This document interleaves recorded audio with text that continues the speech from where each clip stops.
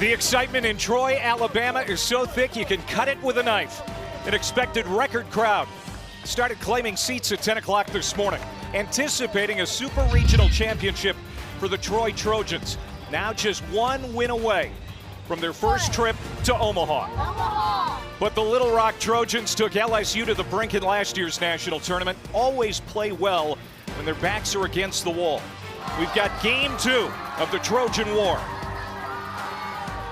Welcome back to the NCAA Baseball Super Regionals presented by Capital One. A win for Troy, and it's off to the College World Series for the first time.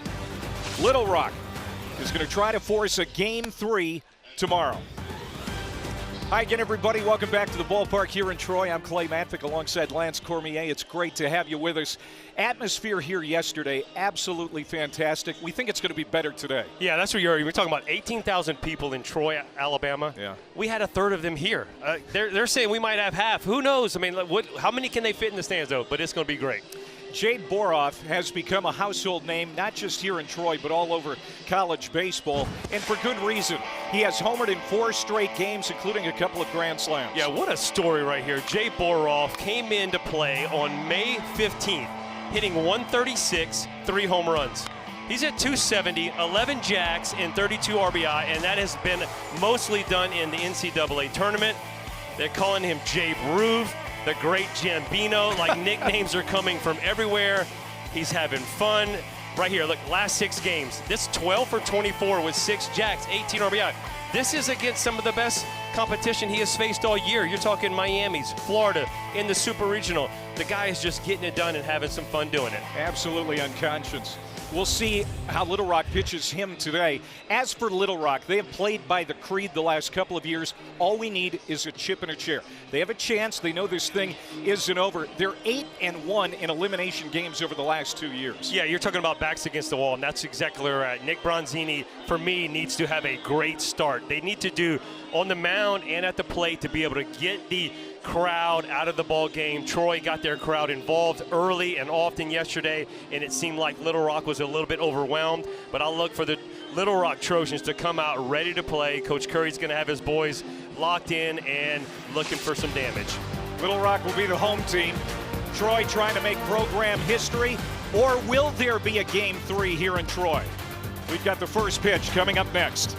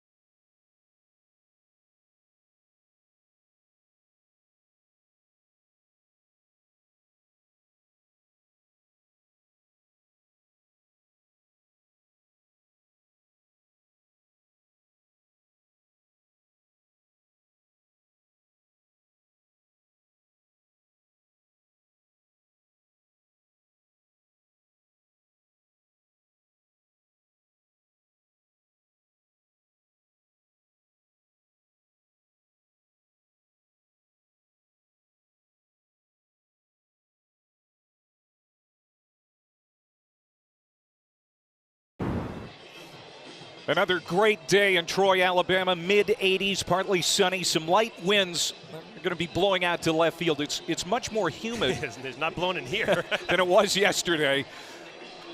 But nonetheless, a great day for baseball as we're ready here for the first inning. There is Skylar Meade, 5th season here in Troy, 41 years old, former South Carolina and Michigan State pitching coach. He's become a highly talked about coach in this game. As you look at his lineup, Aaron Piasecki will lead it off again. He homered yesterday, as did Josh Pine. Drew Nelson, 3 for 4, couple of runs batted in, and 3 runs scored yesterday. He started that 5-run second inning with an RBI triple yesterday. How about the hometown kid right there, Drew Nelson? Yeah, that's exactly, to me, when it all started to change. The crowd got involved when Nelson had that triple, and it was downhill from there for Little Rock. So here we go. Almost 6,500 fans showed up yesterday. We think that they're going to hit that number, maybe better today. Seats at a premium, certainly parking at a premium. All over Troy as Aaron Piasecki stands in, and we're ready to go. Troy in the maroon tops today. Nick Bronzini gets the start for Little Rock, the left-hander, trying to match up with this heavy left-handed lineup of Troy.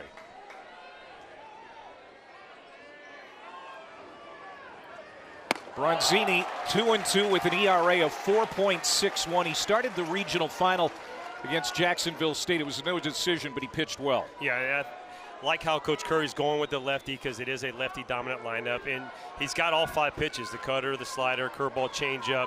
But for me, again, I mentioned it, he's got to start fast. You can't let the crowd get in, and obviously when you start looking at where we're at now, falling behind 3-0, it's an uphill battle if you let this crowd just get raucous like they were yesterday.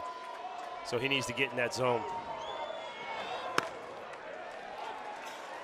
Aaron Piasecki, no surprise, he has looked at 4 pitches to start this ball game. This is the MO of the Troy lineup. They look at a lot of pitches, and Piasecki, who Coach Skylar Meade calls a nuisance, right at the top of the order, puts it in play. Bouncing ball, backing off Jordy Lopez, and his throw is wide. An error in the field for Little Rock to start the day. Boy, a little Aaron Piasecki just doing what he does best. Put the ball in play. And Jordy Lopez, as that ball takes that last hop, and the turf is hard. So it's one of those where it's not the same type of turf that you might see. It's an older turf. Coach Skylar Meade said, you know, they're wanting to get a newer one. It's 18 years old, but that last one takes that hop, and his momentum took him into the outfield. And once that happened, no way he was going to throw Piasecki out. That's going to be scored an infield hit. Oh, hometown scoring, of course. For Aaron Piasecki to start the game. And now here's Pine. Yeah, it's more or less because he just, I mean, again, lost his balance. He didn't bobble the ball. Just once he caught it, his footing got caught up and couldn't throw Piasecki out. Pine 1 for 5 yesterday, hit his 10th home run of the year. Went back-to-back with Piasecki in the second inning. Yeah, I love how I said yesterday a lot of the damage was done at the bottom of the lineup. Top of the line really didn't do anything. Then we realized, oh, wait. They did go back-to-back, you know, 2 big home runs, even though they only got their 1 hit. They made it count. Nick Bronzini, a ball and a strike. He's going to throw over to first. Neither of these teams run a ton. Piasecki has 9 stolen bases on the year. Pine, the transfer from Indiana. 3-year starter for the Hoosiers. Has been a great fit in this lineup. You know, Clay, you just said, you know, they don't run and they don't, right? You have Meyer and Piasecki with anything more than about 6, but what they've started to do is they've delayed steal a lot. That's they right. did it about 5 times in the Gainesville Regional, twice yesterday, and they'll do it with a left-handed batter in the box. This is Josh Pine yesterday, right after Piasecki hit a 2-run shot. And the ball was flying yesterday. The air is a little heavier today. We'll see what happens. Yeah, and they did that on back-to-back pitches. It's almost like they were like, hey, what can we do to not let Brandon Westmoreland settle in? And they jumped all over the fastball when he was throwing it. That pitch is a big miss for Bronzini. He had a 3-ball count against Piasecki to start.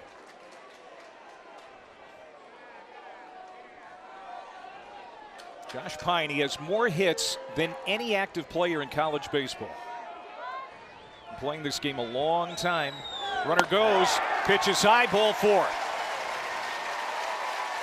Piasecki at second. Josh Pine will take first base. And here comes the big Australian, Blake Cavill, with 2 on and nobody out.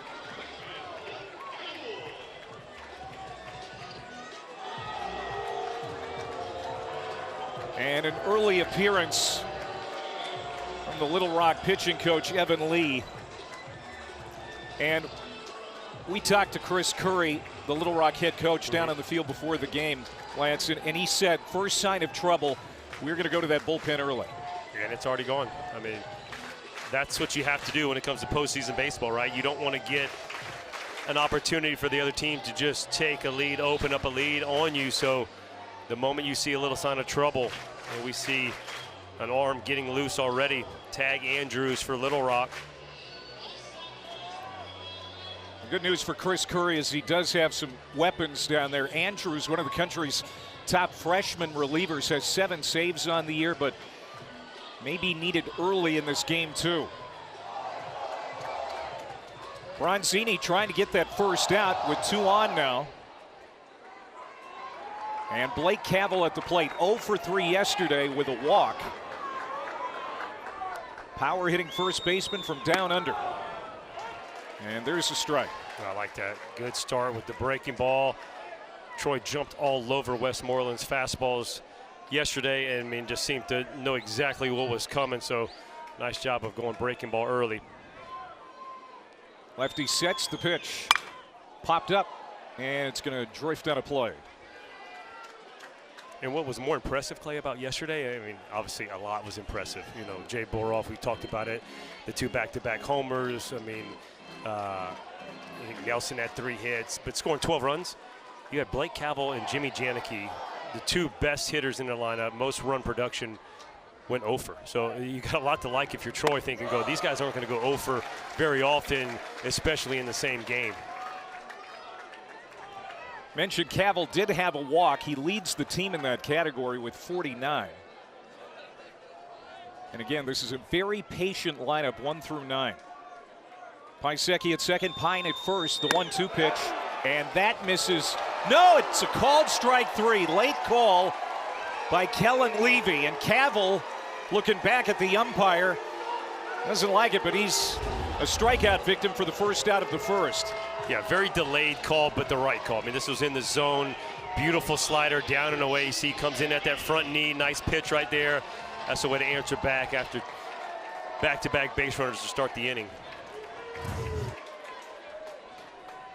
Kellen Levy behind the plate. A.J. Wendell, Danny Cricks, and Darren Hyman on the bases. This is Janicki now. As Lance mentioned, 0 for 4 yesterday. 343, 19 homers, and 85 runs batted in. He had 12 RBIs in the Gainesville Regional alone. And in the first 2 games of the Gainesville Regional, I think he maybe had 1. So the last 3 games he went off. So that's how he started the Gainesville Regional very, very slow. And so not obviously out of the ordinary, but again, opportunities right here with men on base. And when you have 85 stakes, usually when guys are on base, you're coming through. Next RBI will set a program record for a season here at Troy.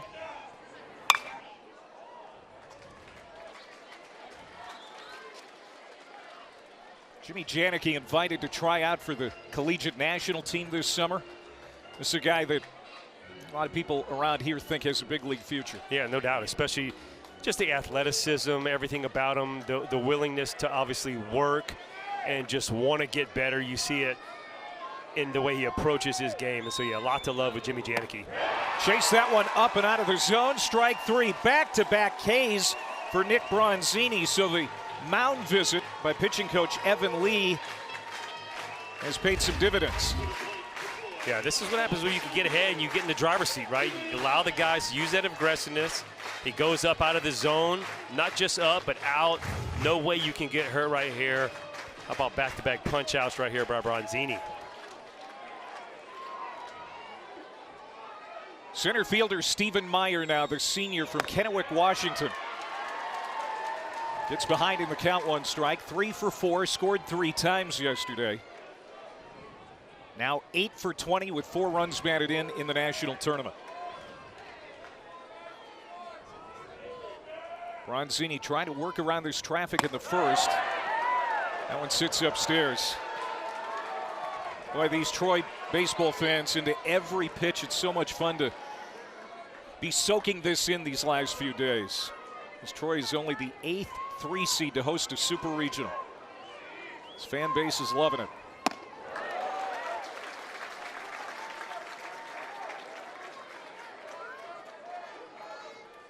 Nick Bronzini, 2 years at LSU, spent last year at Washington, appeared in just 1 game for the Huskies. Now, big start, the biggest of his career here in the Super Regionals. And he gets a call on the inside corner. And that's strike 2. 2-2 to Stephen Meyer. Yeah, boy, he's doing a good job of working the corners. He got fastballs into those lefties, just keeping them honest, not letting them lean out. Boy, he had spotted that breaking ball. Look for him to go right back to the breaking ball down and away. Full count.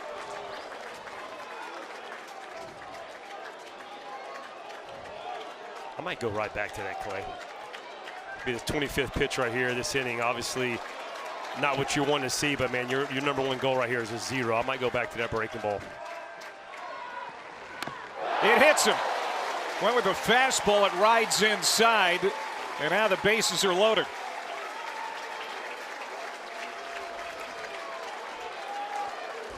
Yeah, it goes right back to the heater, 90 miles an hour, and see, it just starts tailing in on him. Doesn't quite get that backside through, finish it off. But boy, what I talked about, trying to keep the crowd out of it. Listen to this Troy crowd start to get up.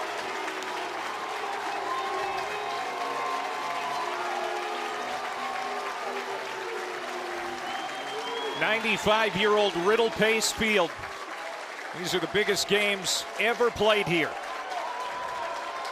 And the hometown kid, Drew Nelson, at the plate. Swings at the first pitch. Popped up down on the third base side, out of play. Long run for Nolan Friend. Runs out of real estate from third base. Drew Nelson, product of Pike Liberal Arts School right here in town. Second year back home. Went to Auburn for a couple of years. Didn't work out. Former Gatorade Player of the Year here in the state back in 2022. Bases full of Troy Trojans.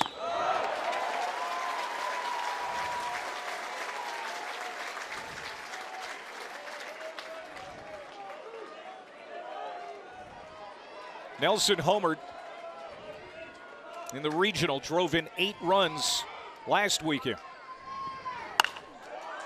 To left. Long run, Simpson won't get there. 2-run score. Bloop double for Drew Nelson. As it looked like Blake Simpson got a late jump on that ball in left field, and Troy takes an early 2-0 lead. Yeah, I agree with you, Trey. He gets that late jump, and I thought he was a lot closer. So as a pitcher, I'm going, oh my gosh, how do you not dive for that? But then all of a sudden you start to see where he was, playing deep into the gap into left center, and that ball barely gets inside the line, right inside that dirt. And how about the hometown kid? Double in the first inning. Troy's up 2-0. And now Sean Darnell comes up. And of course you have Jay Boroff looming in the on-deck circle. Yeah, I was gonna say, yeah, it's base open and everything, but you don't want to put a base on and face Jay Boroff with the bases loaded, man. But that's getting it done when you score first.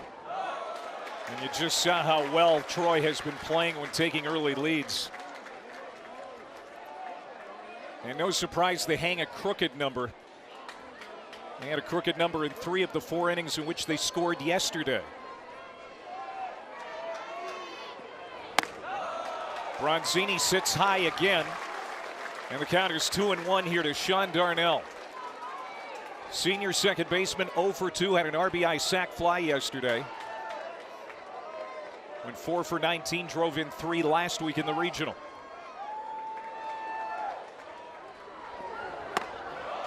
Three and one. Hey, I'm taking. I got the takes on. Look, Jay Boroff's got the head nod going. Let me tighten these up. I'm giving the take sign because just knowing what I have on deck. 3-1 pitch. And he was taken all the way. Full count. And the guy in the on-deck circle is hotter than the sun. This place would go crazy if he gets the chance to come up just with base load. Just a chance to come up. Payoff from Bronzini. Swung on and missed. And Little Rock will get off the field. They limit the damage to 2. And now Little Rock coming up for the first time here in Game 2 in Troy.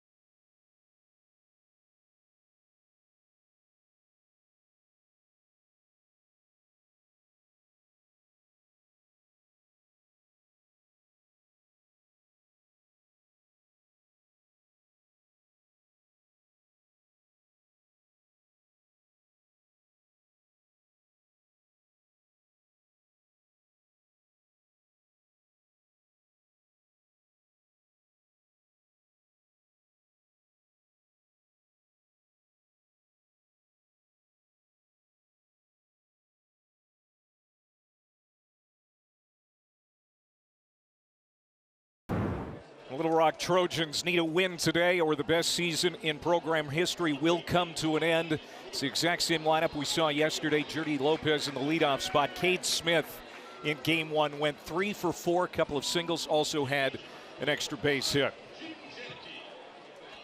You also got Simpson and Cano in that lineup. They can do some damage, especially Cano down there.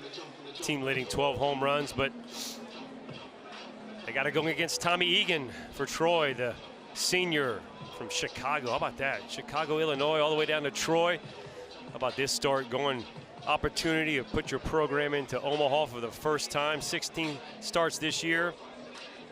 True 4-pitch mix. I mean, he's going to mix in the slider, curveball, changeup, ability to flush it. Last 5 innings have been not real good. I mean, he had a tough regional against Miami, both outings, and so can you forget about that? It's a new, obviously, weekend, new team, new game. You now got the lead. One thing he does, though, when he's in the zone, he can expand it, and he gets a lot of chases.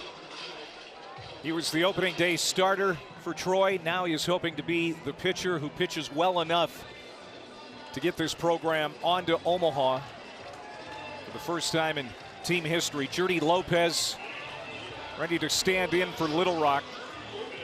Went 1 for 4 with a double and scored Little Rock's second and last run in the 3rd inning yesterday. Offense wasn't bad early, just nothing in the later innings. That's right, and it was really, I give a lot of credit to Benjamin Stubbs, the Troy starter. Like, he gave up 1 in the 1st, had a second, and it was okay, but it wasn't like he was cruising in the 3rd. He'd given up another run and only gotten an out, and it was like, okay, Little Rock's going to make a run, but he settled in nicely and just shut it down from then on out. And then obviously once the offense starts to mount a big lead, it's really going to be tough to overcome that. Lopez, an exciting junior from the Dominican Republic. JUCO transfer from Western Oklahoma. Known for his glove, but has really come on with the bat. A 10-game hitting streak. And make it 11. He's going to dump this one into right field. Houston Markham will field it, get it back in on the infield. Lopez aboard to start the inning for Little Rock. That's a perfect start. They really need to do the exact same thing that Troy did, right? Put some pressure. It's just continuous pressure from a lineup. Never make an easy inning. I mean, you're playing for the season, right?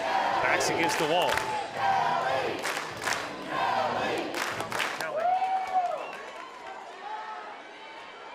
This is center fielder Cade Smith. redshirt sophomore from Searcy, Arkansas. 3 for 4 yesterday. 3 of the 7 hits for Little Rock. Went 5 for 11 in Hattiesburg last week. Former Razorback. 1 pitch. Sharply hit foul. You know, Chris Curry was telling us before the game, Lance, it didn't feel that the environment, loud crowd atmosphere affected his team that much. He thought they handled that well. There were just some other aspects of the game that were a little off, and he felt that they were going to come back strong today. Yeah, I don't know. It was a good crowd. Right now we got roll call going, like the Yankee Stadium roll call.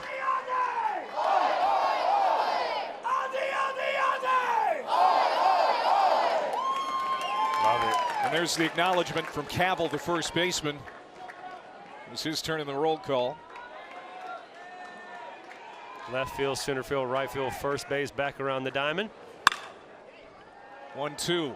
Here's Markham in the corner giving it a look again, and it ends up in the bullpen.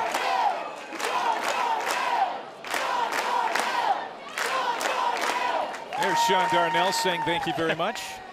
How many times do you let it go? That's the one thing. It's been usually about 2. Lopez at first, and the throw over from Tommy Egan. So Little Rock had the leadoff man on 5 times yesterday, but never got him home.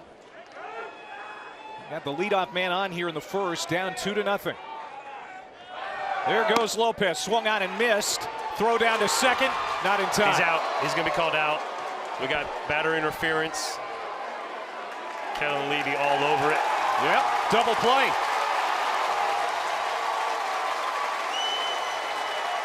Cade Smith walking right in front of Janicki, and that is a mistake for the Little Rock Trojans that Chris Curry wants an explanation on. Right. I know he wants the explanation, and he's going to see it if he gets to see the video. Cade Smith comes right in front. You can see right there. You don't have to touch him. You just have to interfere with the throw, and he's right on top the plate. Janicki doesn't have the clear path. Easy call right there for Kellen Levy. I mean, it's so quickly. He points at it.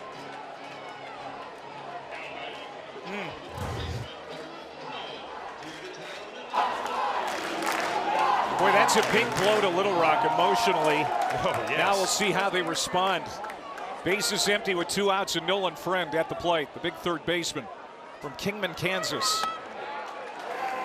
A guy that has been a big part of the middle of this Little Rock order all season long, but he was 0 for 4 yesterday. Jake Boroff just got his roll call from the dugout as the DH. Big swing and a foul back by Friend.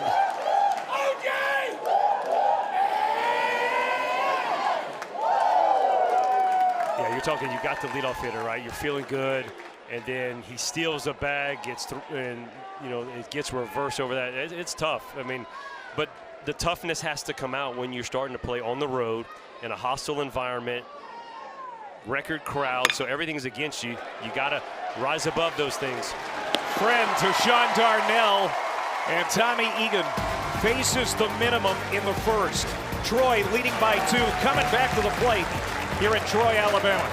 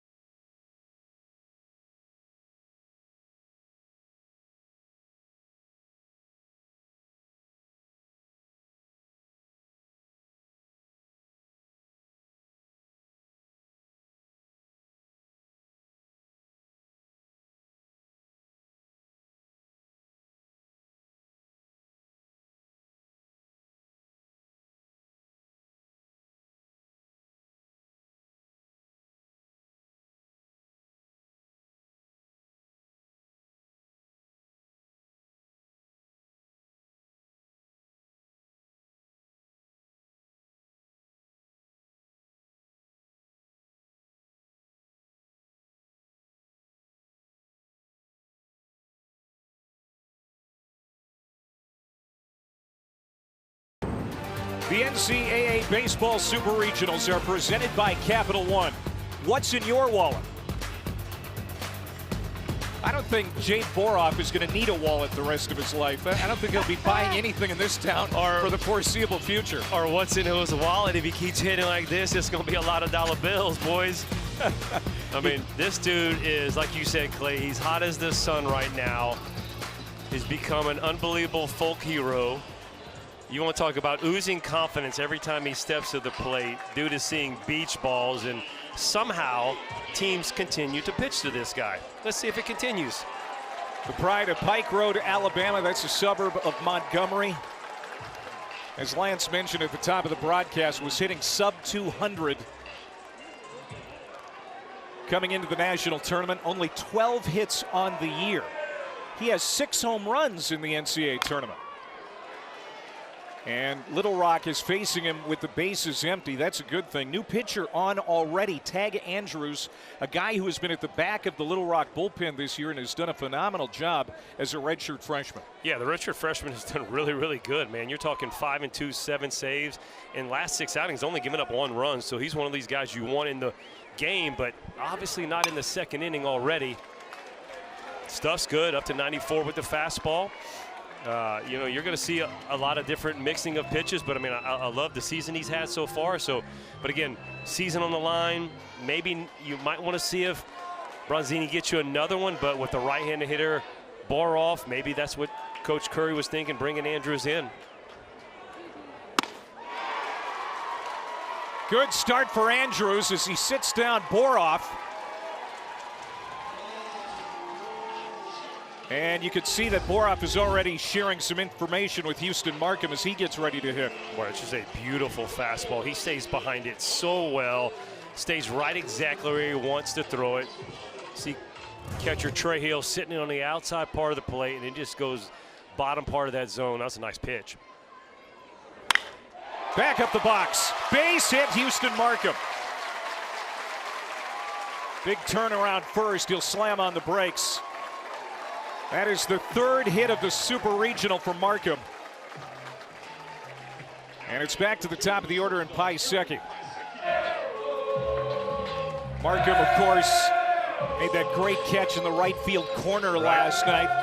That started the game-ending double play. He was on SportsCenter last night, one of the top 10 plays.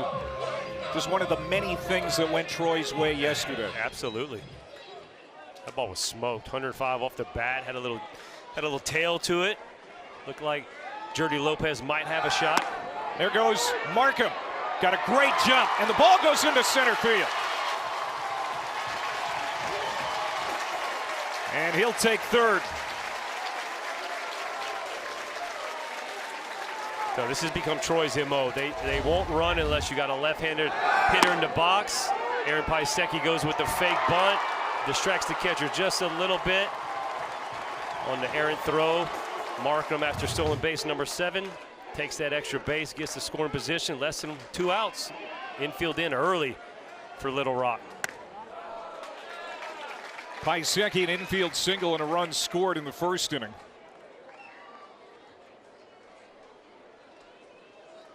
Transfer from Central Michigan at the plate. How are those numbers, though, from a leadoff hitter, Clay? 346, 10 home runs, 16 doubles. That's solid numbers. One of the 23 new players that Skylar Meade brought in. And sometimes you don't always hit it big in the portal, but Skylar has. Pitches upstairs from Andrews.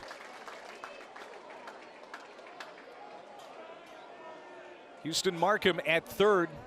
He is Houston Markham the 4th. A lot of people call him Cody. That's his middle name. Great speed. 90 feet away from another Troy run. This is going to spin back out of play over the grandstand.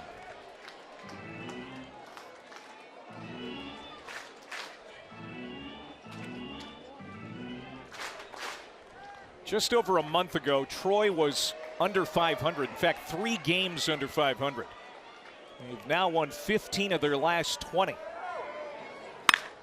Smash to right field. Backing off is Ty Rhodes. On the warning track, he'll make the catch. Markham tags and scores, and it's 3-0.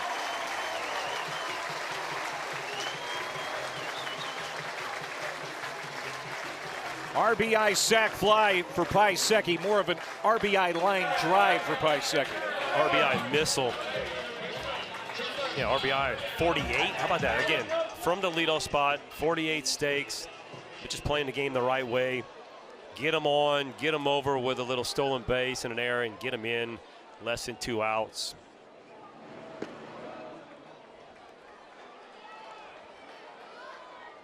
Two down for Josh Pine. Walking a run scored his first time around. And this has to be an emotional lift for Troy. You're seeing one of the high leverage arms for Little Rock here in the second inning, and you touch him for one right away. Already got to run against him. And what you've done is you've continued your consistent approach and just basically not letting up, right? You're allowing the fans to stay in the ball game, which is what Troy wanted to do and Little Rock wanted to take away. So that run against Andrews unearned. Andrews had allowed 1 earned run in his last 12 1/3. The MVP of the OVC tournament gets a fly ball here, should end the inning. And the shortstop, Jordy Lopez, makes the catch. Pine is retired. Troy is done in the second, but they get another one and lead it 3-0 after 1.5.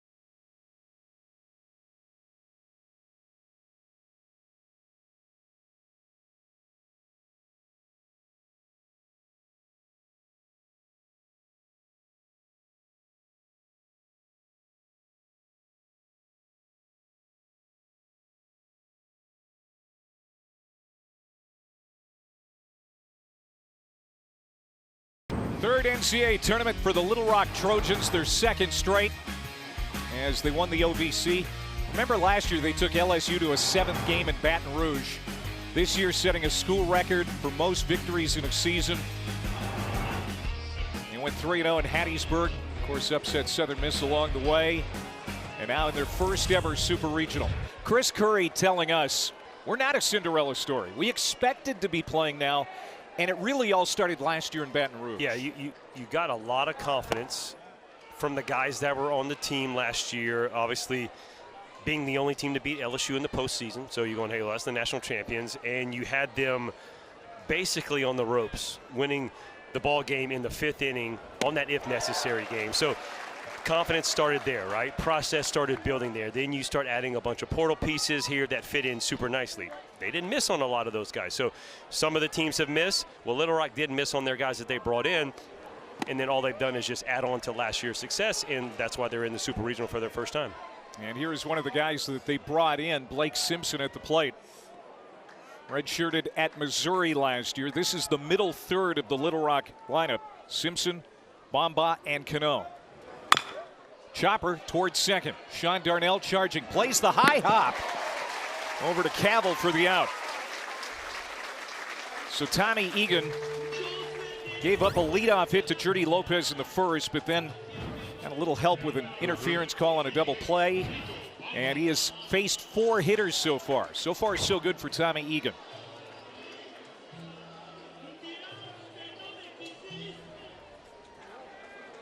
This is Nico Bamba. 0 for 4 in the game yesterday as the designated hitter again.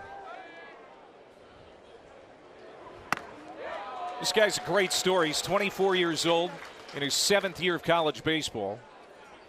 Spent 3 years in the junior college ranks, which started way back in 2020. A couple of years at Little Rock, then left the program for 1 year to go play Division II ball at Lubbock Christian. And now back at Little Rock, and because of waivers along the way, is still active.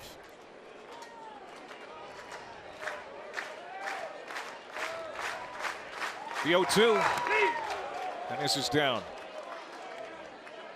That was a good adjustment because he swung on a pitch that was in the left-handed batter's box, and Egan went right back to it and made a better pitch. And so it was a good take on an 0-2 slider down. The right-hander's pitch upstairs. In the Gainesville Regional, Troy pitching had an ERA of 6.55.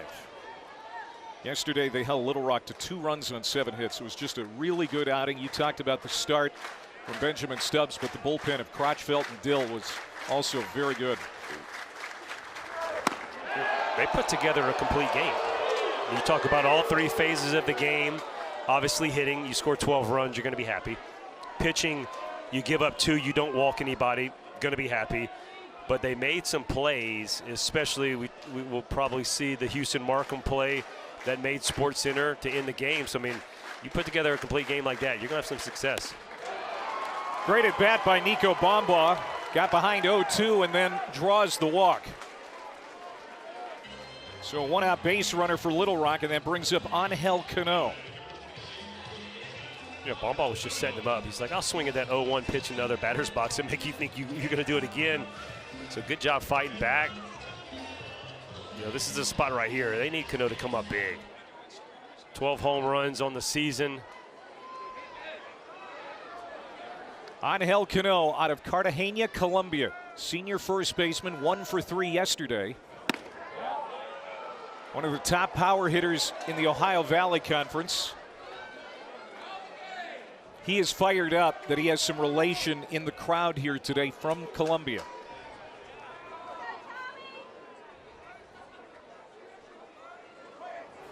His cousin Daniela is here and in attendance. The only relative who has seen him play in the U.S. since he came to the country to play ball. The rest of his family back in Colombia watching, and we say hi to them and thanks for tuning in. And great to see Daniela here. Yeah, how cool is that? That it worked out. Okay. Oh, you know that means a lot to You bet. Angel Cano to have that in the stands. I think I saw him just peek up a little bit. Well, remember last year, he had a phenomenal postseason. One of the reasons that Little Rock got to Game 7 in that Baton Rouge Regional. He ended up being the MVP of that regional. He was Jay Boroff of this year, last year. He drove in 15 runs in that regional, had 4 homers. Oh, that rides in and hits him on the shoulder.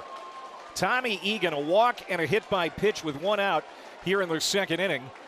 And so Ty Rhodes will come to the plate with a chance to do some damage here for Little Rock.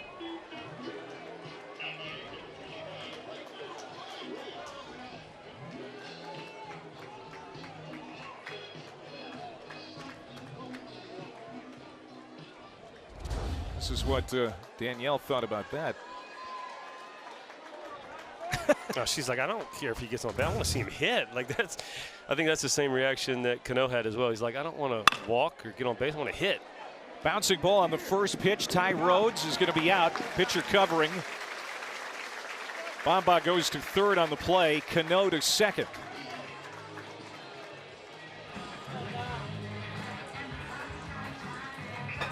I can tell you one thing. Tommy Egan's got the sinker working because he's getting a lot of these just weak ground balls, just driven right into the front part of the plate, and Troy's defense making plays.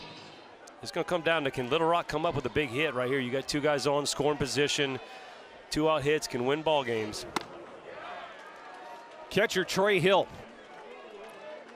had an 8-pitch at bat in the 4th inning yesterday, a 2-out double off the right field wall. They could use something like that now. He went 1 for 3.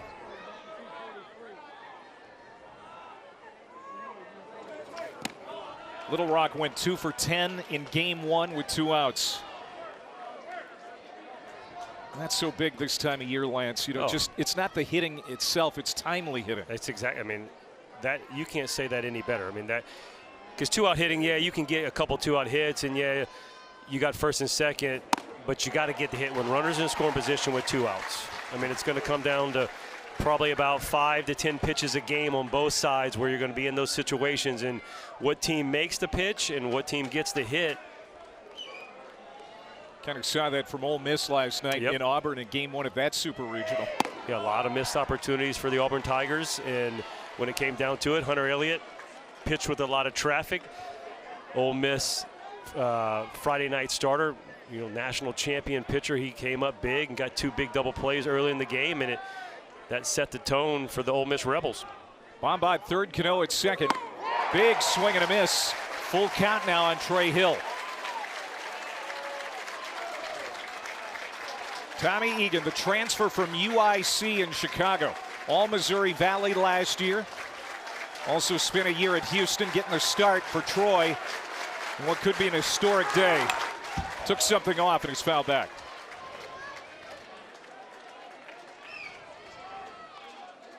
You mentioned Egan's last start. Went 4 2/3 in that last outing against Miami. Like you said, it wasn't his best day.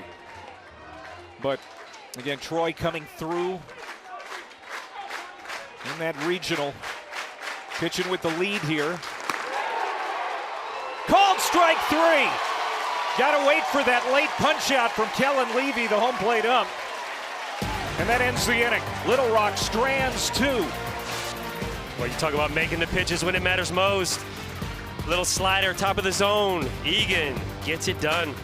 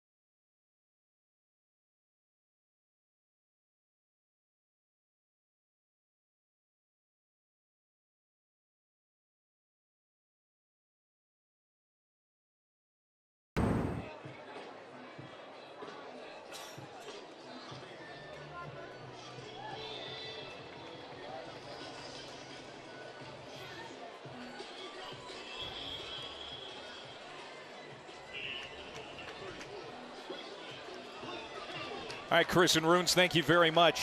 USC got that grand slam from Dean Carpentier yesterday in that 9-5 win. And the only team still standing from the ACC trying to force a game 3, as Chris mentioned. Yeah, I feel like that's a team with North Carolina, the pitching staff, the depth. USC has a lot of depth too, but North Carolina is so good on the mound, and especially so good at home. Up 3-0. I think when you're in a situation down after the first game, you just have to do whatever you can to force a game 3. See what happens, right? Because you force game 3, then a lot of crazy stuff can happen. You know, who comes out there ready to play in that last game? So especially being at home. Tag Andrews to face Blake Cavell, Jimmy Janicki, and Stephen Meyer. 3, 4, and 5 for Troy. Swing and a miss. 2 balls and 2 strikes to the big first baseman. Cavell went down looking and didn't like it. No. his first time up. Hitless so far in the Super Regional. Breaking ball, and he's tagged out by Trey Hill. And that is the second strikeout for Tag Andrews, the reliever called on early in this ballgame by head coach Chris Curry. Yeah, it's going to be his game. This is one of those where he's going to take the ball until obviously gets into some more trouble. They really needed that big hit last inning to just start crawling back. But you can just kind of have that feeling. You got to keep it a 3-0 ball game.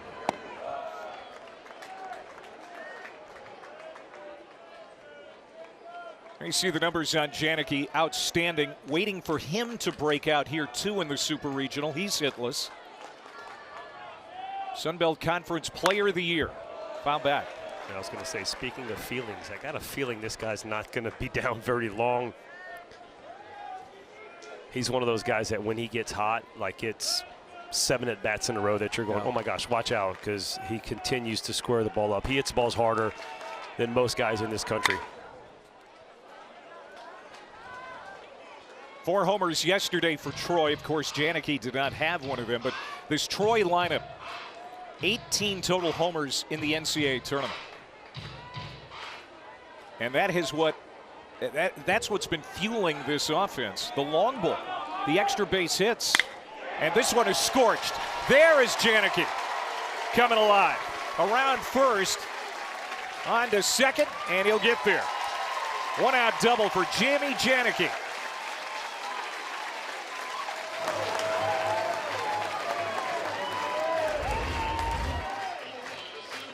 Well, he got a little slider out over the plate. Jimmy Janicki, I mean, like, watch the extension. He goes out and gets that ball. That's on the outside part of the plate, right where Andrews wants it, but it's a little up, and so Janicki, those long arms, he can go out and get it.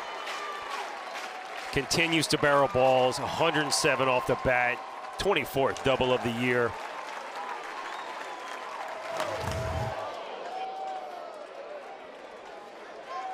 First double of the day for Troy, and we're going to have to keep a tally of those in Doubles Alley now.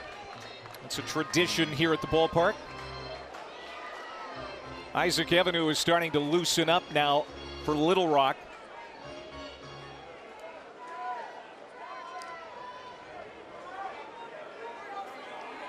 Just the second hit allowed by Tag Andrews, but he did give up a run last inning.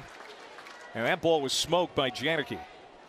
And Stephen Meyer is at the plate. There you see the big man, Isaac Avenue. Huge right-hander loosening up.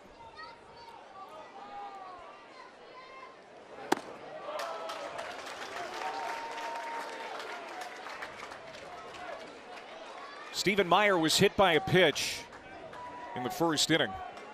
Went 3 for 4 yesterday.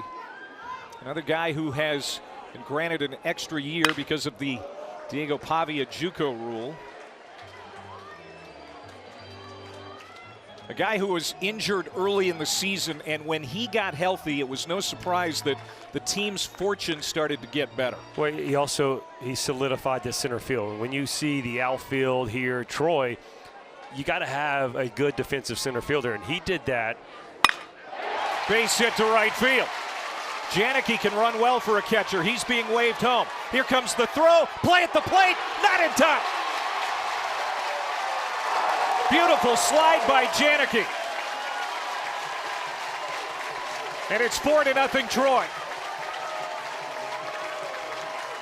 Yeah, and he solidified the alpha, but he also solidified this lineup sitting right here, giving Jimmy Janicki some protection. Stephen Meyer, watch how quick the hands are. Just shoves this ball into right field.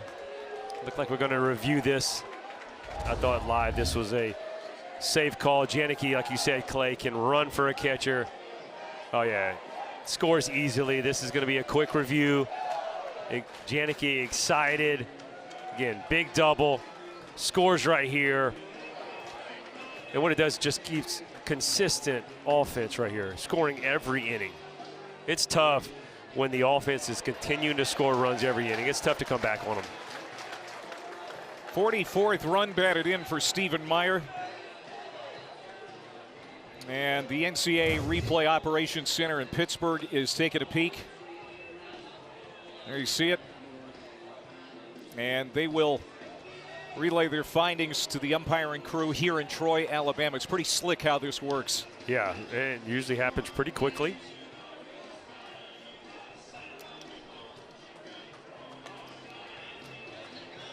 Well, we talked about Jimmy Janicki. It wasn't going to be long before he was heard from offensively in the Super Regional, and back-to-back hits. Janicki and Meyer have seemingly delivered another run. After review, the call on the field is confirmed. Runner safe. And it will be another run. Rocks charge, one challenge. 4-0 Troy. You know, and you said that, like, yeah, hey, he's only given up one hit, and then he gave up his second hit, getting a guy loose. Like, it might be a little too quick, but that's how fast Troy comes at you. They continue to just, and it's a lot of times they don't allow the pitcher to try to even find a rhythm. They'll go pitch after pitch, but they have 4 straight hits yesterday on 4 straight pitches. And now time is called. Here comes Chris Curry. Slow walk to the mound.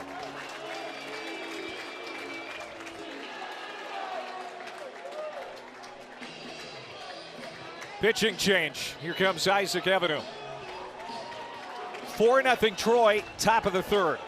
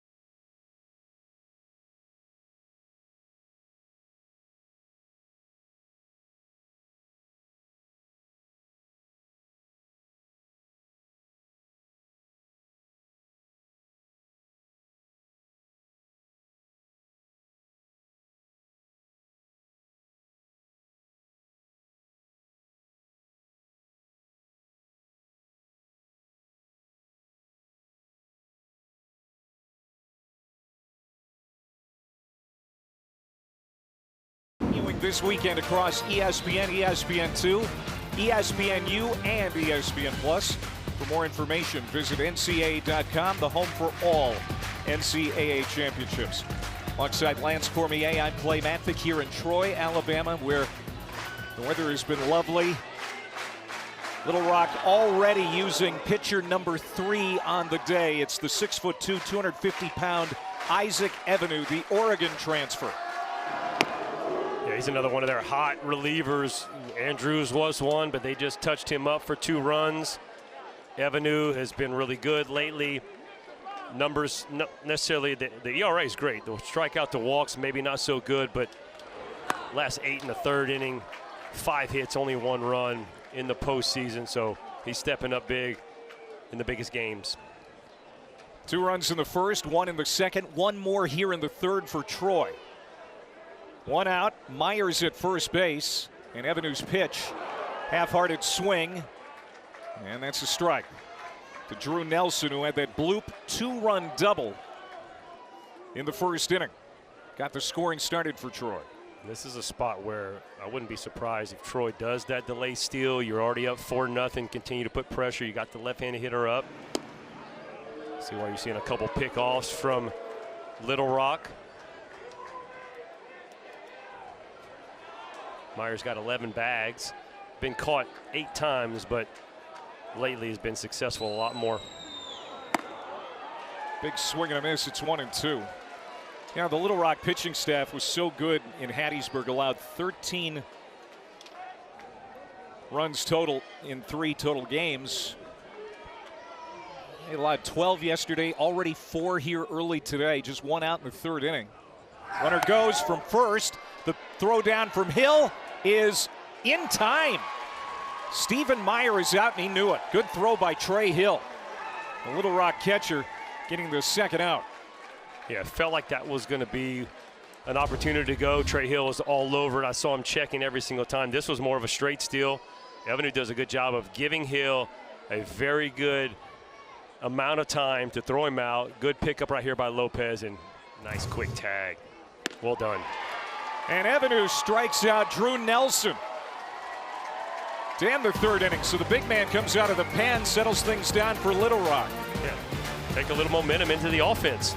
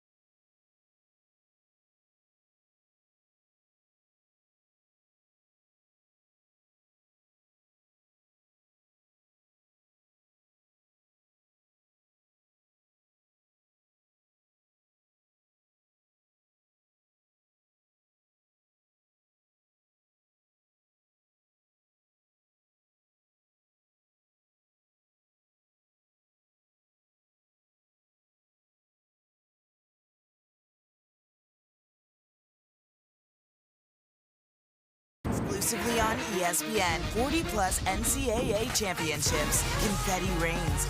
Nets are cut. Joy erupts. Hardware is hoisted. History happens here on ESPN, home of NCAA championships. Back here in Troy, Alabama, where the majority of this crowd wants to see a win and a ticket punch to Omaha. The Troy Trojans leading 4-0 as Little Rock, which is the home team on the scoreboard, bats here in the 3rd inning. Cooper Chaplin, the 9-hole hitter, will be followed by Jerdy Lopez and Cade Smith. As Little Rock tries to get it going, just 1 hit so far for the Trojans in white. We heard Chris Curry say after that win over Southern Miss in the Hattiesburg Regional, our lineup isn't just dangerous, it's lethal. I'm sure he's waiting for that lethality to express itself again. And not an overall powerful ball club. They only hit 1 home run in that Hattiesburg Regional, but a lot of doubles, gap-to-gap type of team. Pitches away for Tommy Egan, now pitching here in the 3rd inning. Biggest thing, though, Clay, is they have to stay in themselves. You can't go up trying to hit the the grand slam without guys on base. You got to just continue to get guys on, put together quality and productive at bats, not go out of the zone. Shift is on for Chaplin. Swung on and missed. Tommy Egan, back-to-back strikeouts going back to the 2nd inning, and his 3rd overall. Yeah, Egan's fastball, it's 89 to 90. He's got a little life, late life. You see the tailing away from him when he's pitching at the top of the zone with a little bit of run. Mix it in that slider, and boy, I like what I've seen so far. Yeah, so 1 time through the order for Egan.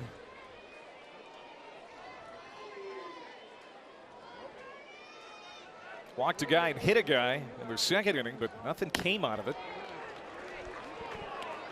And now facing Jerdy Lopez for the 2nd time, who extended his hitting streak to 11 games in the 1st inning.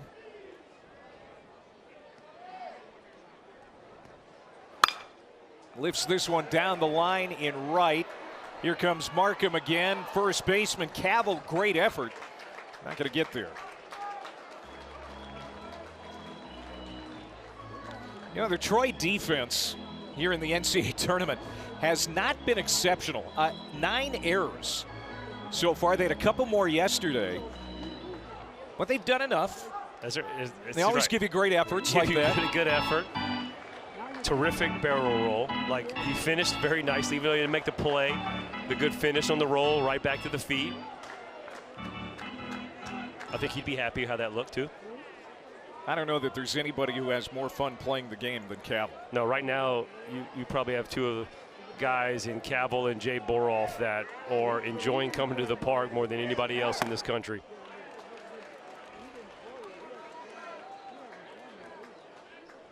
Jordy Lopez, he's pretty happy too. I'd like to see some more runs on the scoreboard, but he's getting married later this summer. 2-2. Starting shortstop all year for Little Rock, trying to get something going with 1 out in the 3rd inning.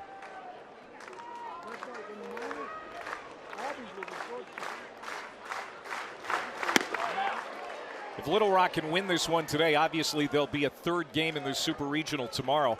It will also be the 40th win of the season for Chris Curry's club. 48-year-old Little Rock native, over 300 wins in his time. Another called strike 3. 2 down. Boy, frozen right here, Clay. He'd been away, and this time he goes right back on the inside part of the plate. Lopez, again, seeing everything away from him, just freezes. Egan's got a good flow right now. Yeah, 4 Ks, 3 in a row. And he struck out Cade Smith swinging in the 1st inning.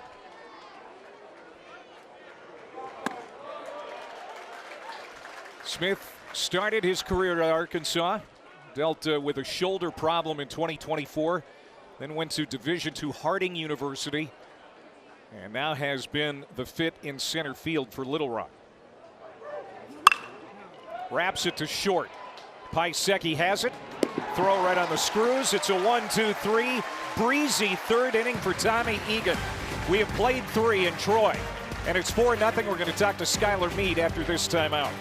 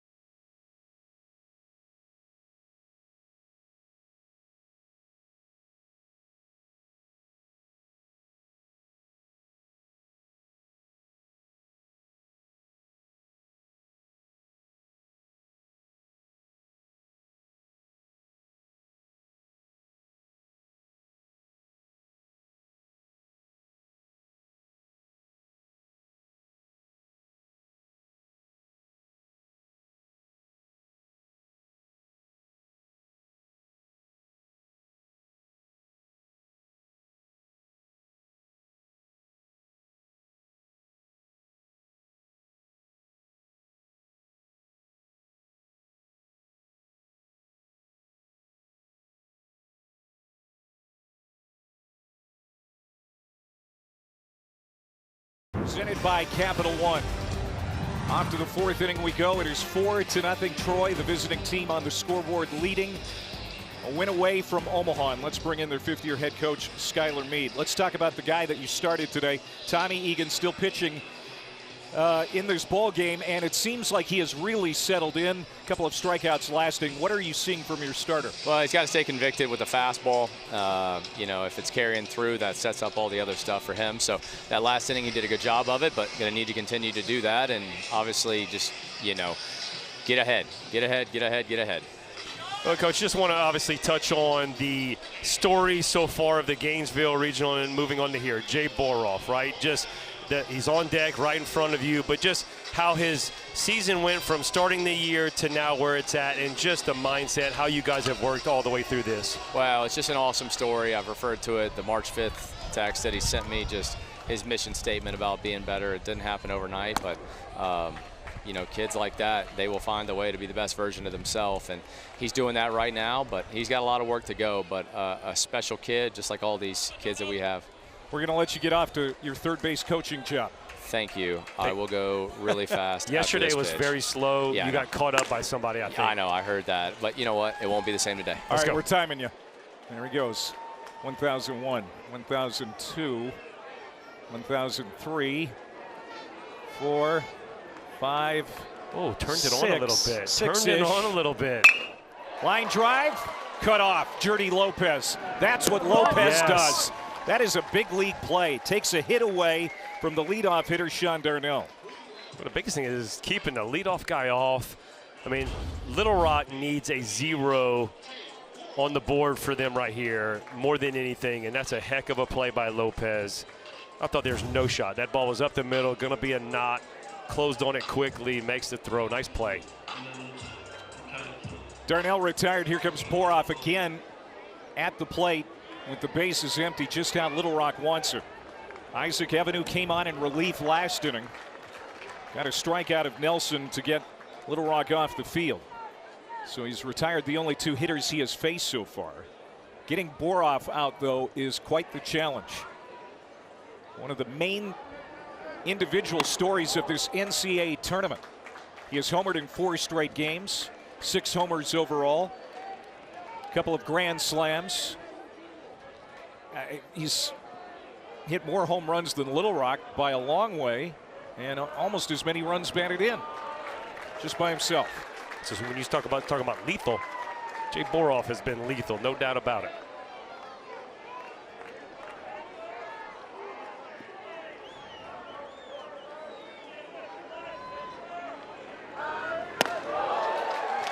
Look at Boroff looking into the dugout saying, all right, boys, I'm on for you. He struck out his first time up. Takes first base here on the free pass from Avenue, and that brings up Markham. He hadn't had to run bases very much in the postseason because he's been jogging a lot around them with his 6 home runs. But showing the respect right there, 4 straight balls to put him on base. Markham a single, a stolen base, and a run scored in the second inning. As Troy has scored in every inning so far. 2 in the first, 1 in the second, 1 more last inning.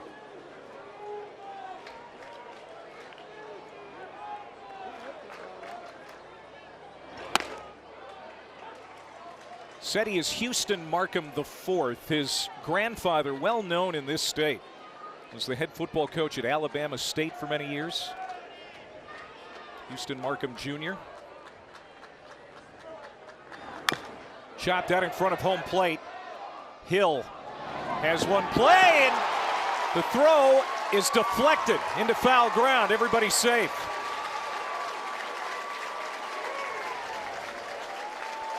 Tough play for Trey Hill, and now the Trojans of Troy have 2 on and 1 out in the top of the order, and Paiseki coming to the plate. Right, the hits just keep coming right here. I mean, this is Trey Hill. He bounces beautifully. He sees the opportunity to possibly get Jay Boroff, but with already 1 out, this is when you just got to get an out. Waits a little bit too long and just dots Houston Markham right in the back, allowing Troy to get another runner on, only 1 out, and flip that lineup to Aaron Paiseki.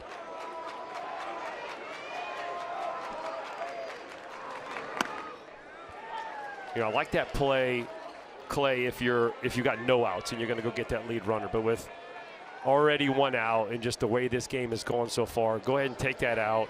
Trust your pitcher. Avenue is going to be able to make this next guy out, but now you open up an opportunity for another big inning. Paiseki skies it to right. Stays in the ballpark in front of the warning track. Ty Rhodes makes the catch. Tagging from second is Boroff. He'll get there, but they have a rundown between second and first. They're going to come home, and now Boroff is caught. Will Boroff get back? No, he's out. And that ends the inning. So Troy runs itself off the field here in the 4th. I like the hustle. This is great defense right here by Little Rock. Finishing off the rundown. How about this? Take a little bit of momentum from that play. This is the inning. Got to score some runs.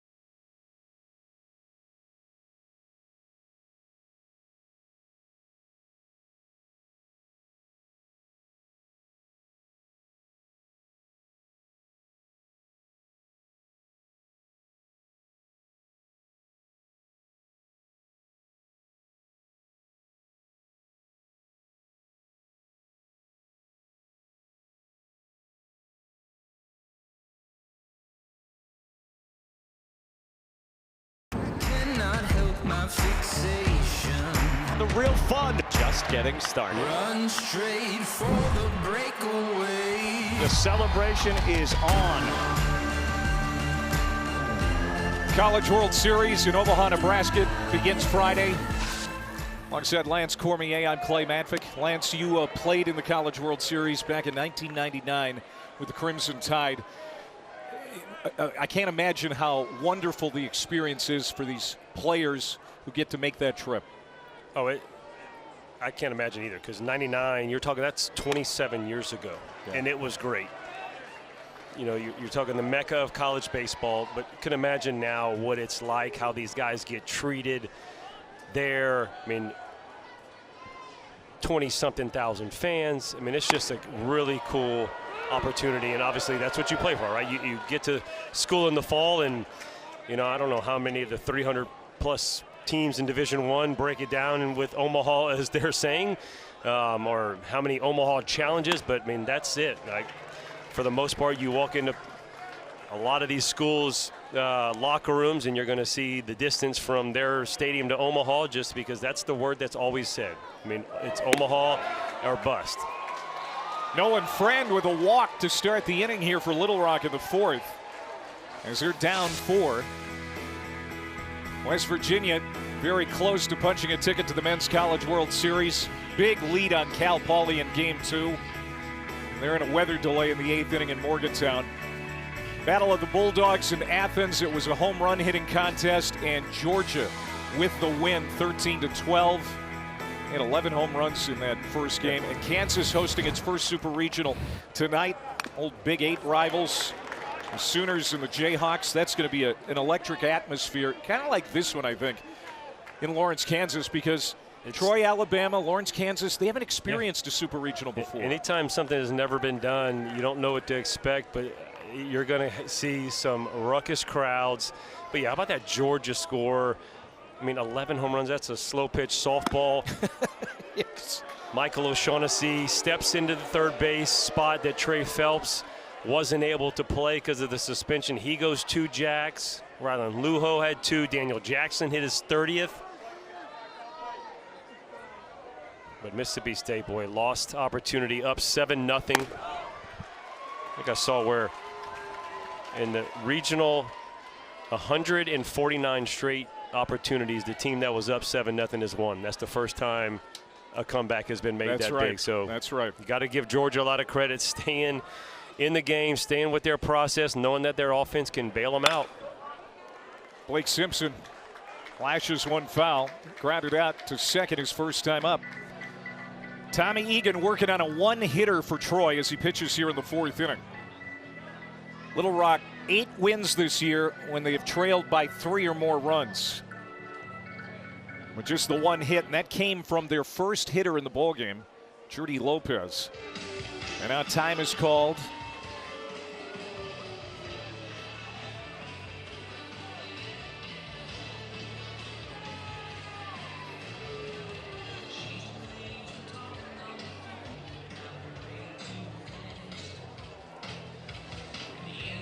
There's something in his pocket that was making him uncomfortable. It looked like his chain broke. Yeah, and, that was his chain. So he gave him the chain. He couldn't find the little cross part of it.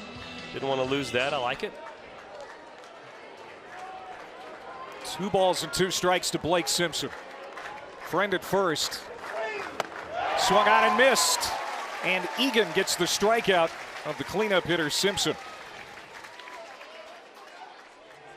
Well, Clay, it seems like every time the Little Rock offense feels like they're going to get something going, and you just kind of have that sense. Tommy Egan just comes up, makes a big pitch, and right there, again, just down in the way, you got the cleanup hitter. Simpson's been their hottest hitter, and he punches him out. And it just seems like anytime they feel like they're going to steal a little bit of that momentum, he pulls it right back into their side. Now this one hit hard off the glove of Josh Pine. Safe at first as Pisecki tried to salvage it out. Everybody's safe, 2 on with 1 out. And Angel Cano. Nico Bombot just rakes this one, and it was almost caught on the fly by Pine. Yeah, it's a great effort right here by Pine. It almost looks as he actually comes back in on him, hits him off the inside part of that glove, right off his thumb. He looked a little frustrated with it. Got to give Pisecki a little credit for staying with it, but Bone ball with a knock right here, and again, this is the opportunity, right? You've been waiting all this time. You got Cano, your leading home run hitter. This is the time where you really need him to run into one. Had a hit yesterday and has 2 now in the Super Regional. They're going to hold Friend at third base. They go station to station as Matt Parker, third base coach, slamming on the brakes for Friend. And the biggest threat of the day for Little Rock is in motion here. Bases loaded, 1 out.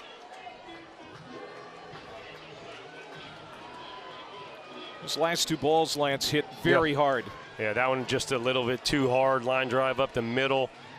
You're thinking you're going to score from second base on that hit, but Cano smokes it up the middle. But you're right, bases loaded for Little Rock, and now's the time, right? We talk about getting the hit when it matters most. This is the opportunity for Ty Rhodes. So Skylar Meade calls time.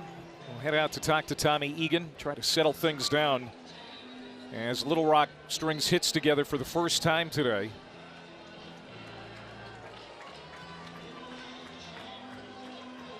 Tommy Egan, 3 1/3, hasn't given up a run yet. What do you like? What do you like about that line and where his pitch count is at, given that we're in the 4th inning? Well, it's just the fact that he's just continued to be attacking the strike zone. Yeah, he's got 2 walks, he's got the hit batter, but like he seems to just step up and make the pitch when he needs it most. This is Ty Rhodes wrapping it to second. 1, and the throw at first is offline. Friend comes in to score, and Little Rock is on the board. Looked like he made the pitch he needed. Inning-ending double play, but Piseki's throw was a little offline at first base. So Ty Rhodes with an RBI. Yeah, Clay, this is one where you wanted to hit a little bit harder as a pitcher and get to the infielder faster. Piseki does all he can to make the throw. The feed from Darnell was good, but just slow enough. Rhodes too much speed out of the box. He picks up an RBI. Gets Little Rock on the board. Is that the start they need to just start crawling back? And this is Ryan Geck, who's going to pinch hit here for Little Rock.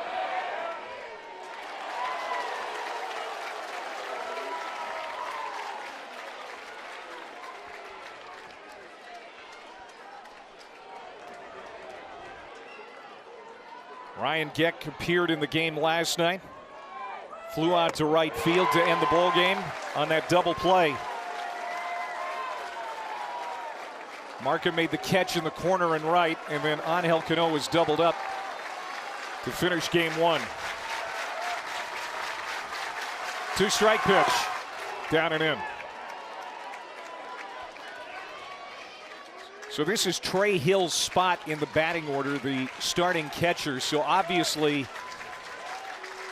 a big move in this ball game, bringing Geck in here as the pinch hitter in the 4th inning.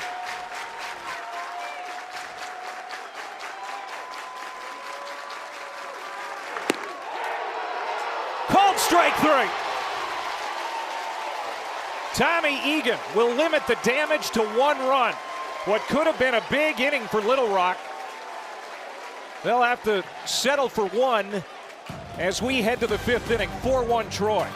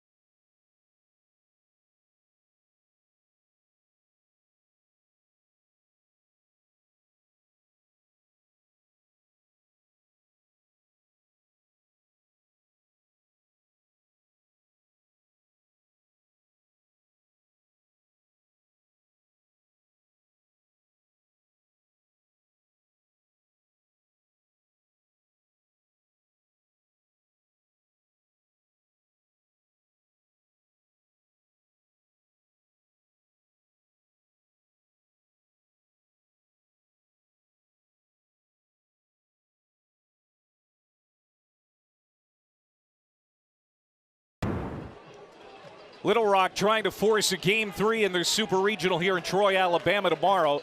getting a big run in the 4th inning as we welcome in Coach Chris Curry of the Little Rock Trojans. Coach, that's an emotional run, too, I got to imagine, for your dugout. Very much so. And, you know, we're here. We're in the moment, you know, right there. We got a couple of big at-bats that we need to just come through. You know, we kind of shot ourselves in the foot there in the 1st inning. We had the 3 key ingredients to a big inning: a walk, a hit by pitch, and an error. But we've not given up the big crooked number. You know, they've been singles and 2s, and Isaac Evenue on the mound here is going to give us a shot and keep it close. Yeah, I was about to say, Coach, how do you feel about the situation where you're at on the mound and what you got coming up? Yeah, this is a reverse split here with Evenue. He's good against left-handers. They've got him stacked in there with, I believe, 6 of them, 5 of them. And so he's going to give us a shot, and we're going to be right there in the moment. We appreciate you, Coach. Good luck. Thanks, guys. Chris Curry. Yeah, always positive. I love that about him. I mean, we were talking in between innings, and it was like you know, you could feel they're just tugging at those momentum strings and just can't, for the most part, just can't pull them all the way into his dugout. But he said, we're going to keep fighting. So it's Josh Pine here leading it off for Troy in the 5th inning. Chris Curry, in his 12th year at Little Rock, became the program's all-time winningest coach back in March. You might remember he was Dave Van Horn's assistant for a time, was on that staff that went to the College World Series in 2009. And, you know, he's had opportunities to leave for bigger jobs, but he really loves Little Rock. That's where he's born and raised, and has so many connections there. His family is there. He's raised a family there, and he really thinks that it's a program that has a bright future. He certainly has done some great things in the last couple of baseball seasons. Well, there's no doubt he has the passion for not only the city, but his program there in Little Rock. So, I mean, that's what you need. You got to have that, and he continues to go out there and try to produce a winner, and the last 2 years he has.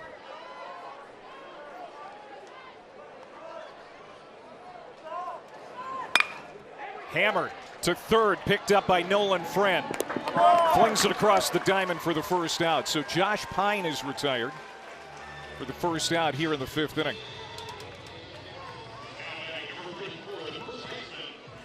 Chris Curry's son, Caleb, traveling with the team right now. And I was talking to Caleb earlier today. He's happy. 16 years old. School's out for the year. You know, he's playing some traveling baseball and hoping that he's going to get a free trip to Omaha. Right, I was about to say, he's hoping this travel baseball that he plays, he gets to miss another weekend because he wants to hang out with the boys in Omaha, no doubt. But, yeah, very respectful young man. Walked up to him this morning, was like, what's up, man? He goes, having a good day? He goes, heck yeah.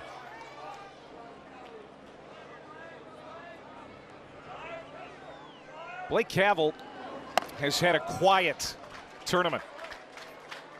0 for 3 in the game yesterday, 0 for 2 with a couple of strikeouts today. But no doubt, make no mistake, he is the heartbeat of this team.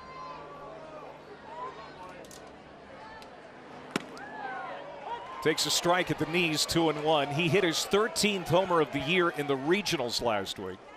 2nd year at Troy after 1 year at Western Kentucky. Crowd loves him here. 2-1 pitch. Hammered to deep second. Cooper Chaplin from the outfield throws him out. And so Cavell is 0 for 3. Mariners and the Orioles this Thursday, 7 o'clock Eastern. We ask you to catch it on ESPN. You can also stream the game live on the ESPN app. Alongside former big leaguer Lance Cormier, I'm Clay Matvick here in Troy, Alabama. Game 2 of the Super Regional. Troy leading at 4-1 here in the top of the 5th inning. A win, and Troy is on to Omaha in the Men's College World Series. That would be a first in program history. Little Rock trying to force a Game 3 tomorrow, also trying to make Omaha for the first time. Yeah, we have history obviously made with both these teams in the Super Regional for the first time. History for Troy hosting for the first time. But we want to talk about if Troy's able to wrap this up. Legends are made in this city. These guys are going to be remembered for the rest of their lives. I mean, just look at you went from what, 37, I think 100 was, 37, 3,900, the best crowd they'd ever had, to already yesterday at 6,400 plus. We haven't had that number announced. So you're talking, this is an event that I was talking to Adam Godwin, their first base coach, going like, he played here. He's a Troy, legacy, going like, he had hundreds of calls and texts from former teammates, people from Canada. Like, what could they do to get here to come and experience this and be a part of the Troy program? 2 balls and 2 strikes to Jimmy Janicki. Think of the improbability, Bill, for them to be hosting this Super Regional. Everything that had to happen just right. Obviously, Little Rock was a hero of theirs last week. If they don't win in Hattiesburg, they're not hosting. And so they're hosting this Super Regional, and if they can win today, they would be the first 30-loss team in College World Series history. Janicki, a rocket shot to left, but it's going to stay in the ballpark, and it's caught by Simpson. Another hard-hit ball for Jimmy Janicki, but it's a 1-2-3 inning for Avenue.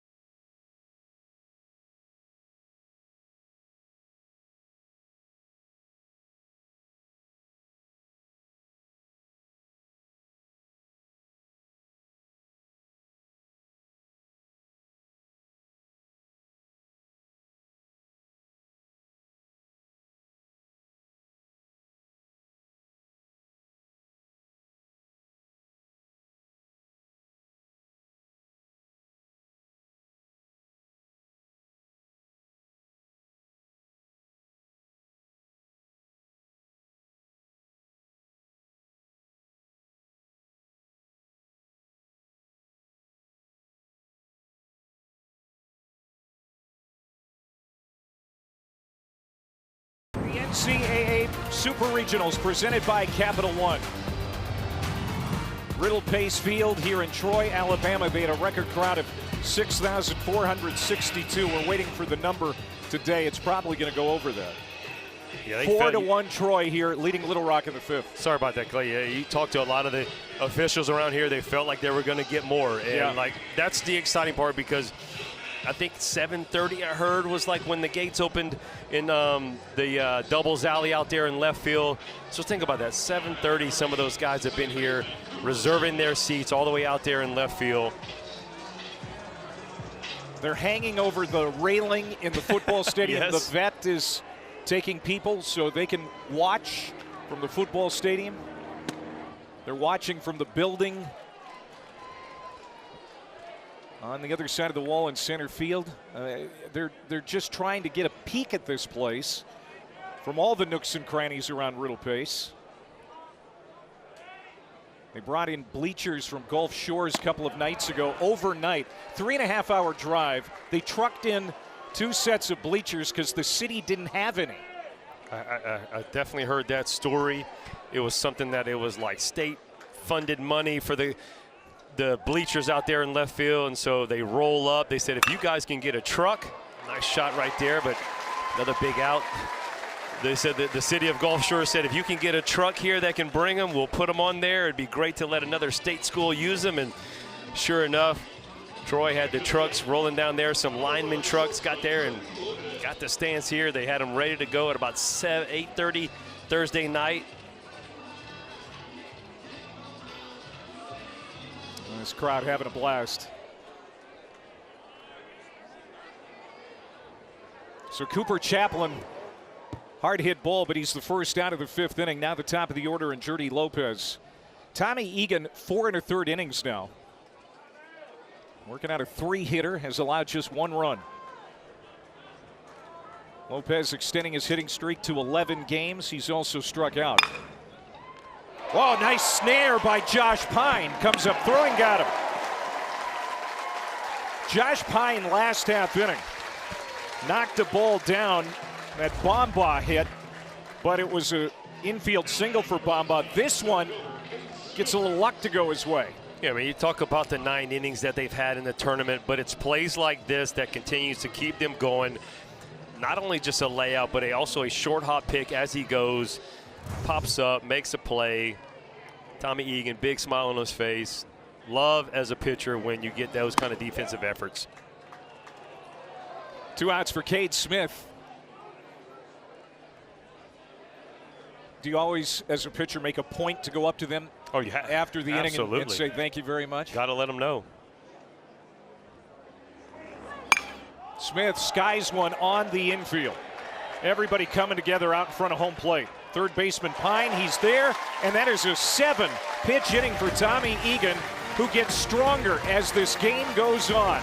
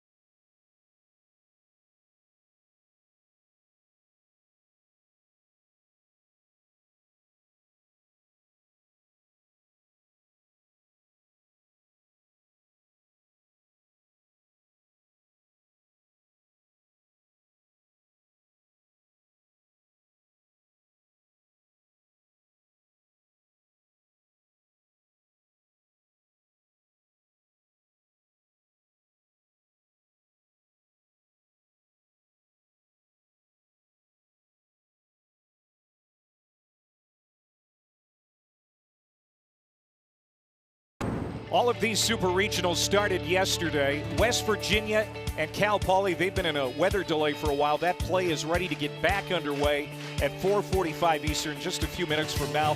West Virginia leading big 17-1. Mountaineers poised to punch a ticket to Omaha for the first time in program history. That super matches up with this one in Omaha. North Carolina looking to even the series with USC. Tar Heels leading 4-0 in the 9th.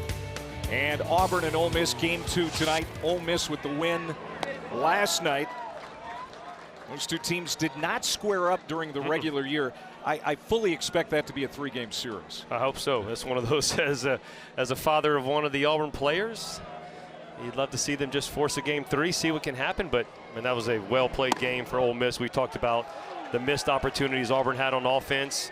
Ole Miss got the big hit when they needed it, got the big win. Impartiality goes out the window when you have blood in the game. No doubt. Stephen Meyer to lead it off, followed by Drew Nelson and Sean Darnell for Troy. They have not scored the last 2 innings. Put some pressure on Little Rock early, but Little Rock hanging around as we move to the 6th inning.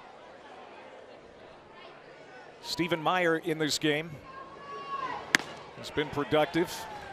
Well, the biggest reason they're sticking around is they put up back-to-back zeros in the 4th and the 5th inning. Isaac Evenue continues his shutout streak in the NCAA tournament up to 6 innings, and Coach Curry talked about it. He's got the guy he wants out there to neutralize these left-handed hitters with the reverse splits. Myers strikes out, and Cade Martin throws him out. First out. A lot of times that's what it takes, is you have to have a guy to go out there and just put up some zeros. Evenue is that guy right here, goes to that back foot slider, perfectly placed. I mean, look at that. That's exactly where you want to put the ball, right behind the home plate. Nice little block up, throws him out, got something going. But, I mean, you can do all you can on the mound until the offense comes out there and scores some runs.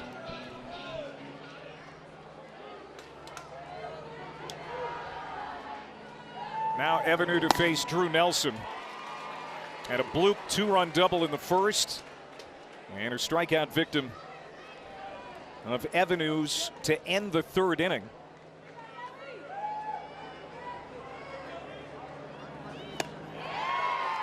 And after Evanu, Chris Curry also has Brody Bunting available. Now, Bunting's a guy I'm sure he would like to hold as a potential starter for Game 3 should they get there. But again, it's all hands on deck. Oh, yeah. You worry about Game 3 when Game 3 comes. So you have to get to Game 3. So if that becomes an opportunity for Bunting and you see he's out there, he's getting ready, right? He's not fully going yet. But I'd expect if somebody gets on, you start to see a little bit more speed up. And now time is called as Ben Wolgamott, the hitting coach, wants to share some advice here with Drew Nelson. And Wolgamott has been the hitting whisperer the last couple of days. 2 for 2. Yesterday they had 2 timeouts. He takes 2 timeouts for Jay Boroff's at-bats. Back-to-back at-bats. He calls the timeout, goes over, like you said, Clay, gives a little whisper. 2 jacks. So I heard Skylar Mead's press conference after. He goes, well, obviously we wish we could. We only have 3. We can only call 3 timeouts. So, but we got the best of those 2 that we used. Let's see what wisdom he exchanged here, and if it pays off. Like if this guy goes deep, we need a microphone. Yep. On Coach Wolgamott and say like, hey, we need to know what is being said. A lot of times the hitting coach is in the third base coach's box, and that was the way it was for the first half of the season. But they hit a slump and they mixed it up. Skylar Mead took over at third. Wolgamott went to the dugout and they caught fire, so it's been that way ever since. I like that. Swung on and missed. Back-to-back strikeouts for Evanu. And the big guy from Eugene, Oregon has been the answer here to quieting these Troy bats. That's exactly right. Quieting the bats. Another breaking ball down. Look, you make it look hittable, and you can see the hitter's frustration. He starts in the middle part of the plate. It's got a lot of depth to it. It finishes right behind home plate. If it looks hittable, you're going to get the swing. You're going to get the chase with the depth. Not going to hit it. Sean Darnell is 0 for 2, senior second baseman.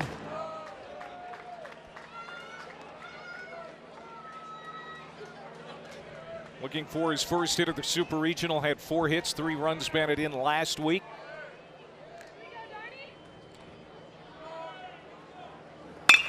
Smashes this one to left. Coming on is Simpson. And that is a 1-2-3 inning for Evanu. His second straight. Little Rock trying to get those bats fired up when we come back.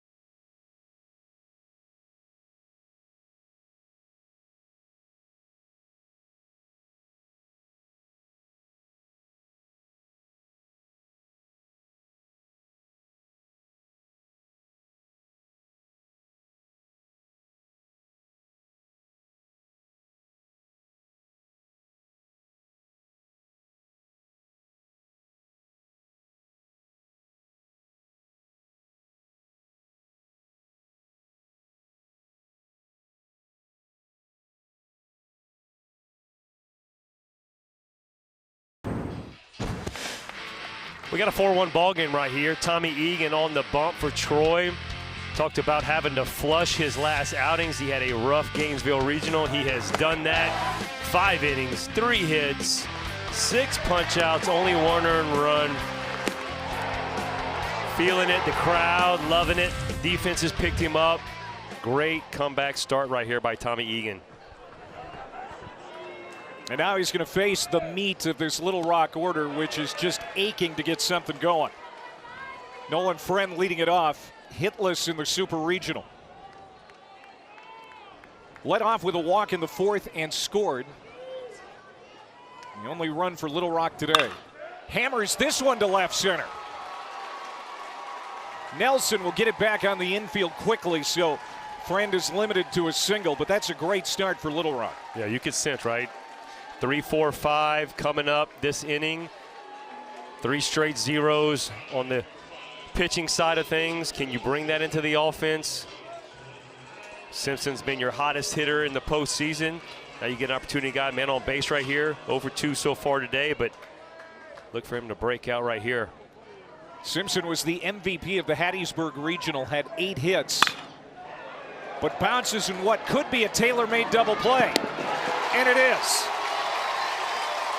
Darnell to Piasecki to Cavill. And look at that grin on Tommy Egan like a Cheshire cat. We've mentioned getting hits when it matters most. How about making pitches when it matters most? You get a guy on. How do you stop a rally? A one-pitch double play right here.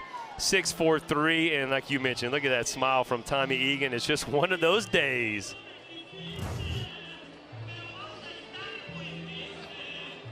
That's the ground ball Egan wanted. He got it from Blake Simpson.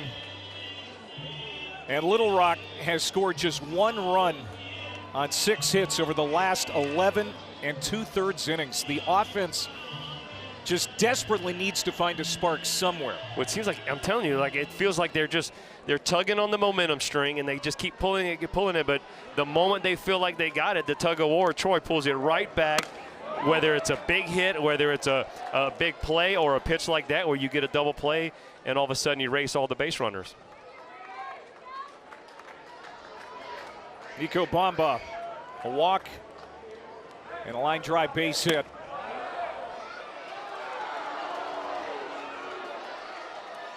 Bamba went 0 for 4 yesterday. DH of the 5-hole.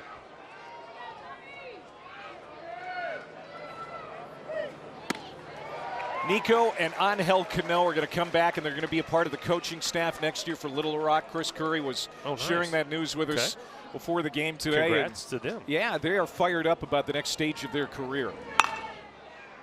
To the corner. Markham another long run. Will he get there? And foul ground, he does it again. That guy is amazing. There is nothing that he can't get to. Well, we had 2 yesterday. 1 was okay. He said, I'm going to make it better. Got on SportsCenter. How about this one? He goes farther and then watch the end. Slams into the fence. Crowd loves it. Houston Markham finishes off the inning.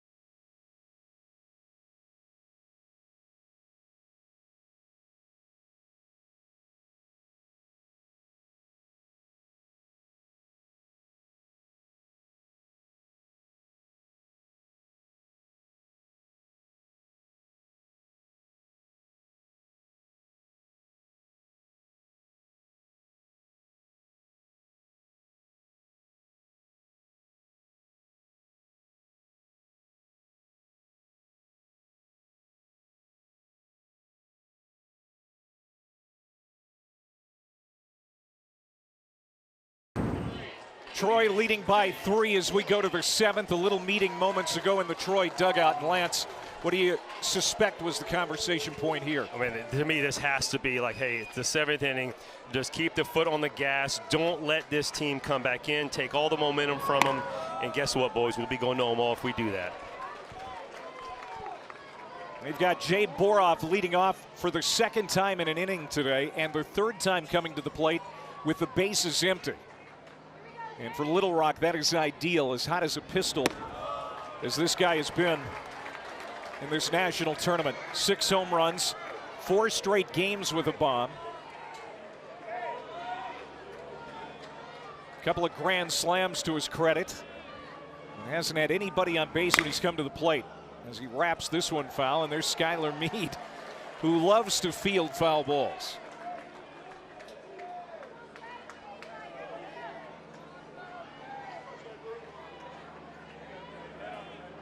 Two NCAA tournaments for Skylar, and he's won over 60% of his games the last 5 years. As you look at Boroff's ridiculous numbers. JUCO All-American down the road at Enterprise State. He's kind of tweaked his batting approach throughout the course of this year, and it's paying off at the right time, and he draws a walk for the 2nd time today.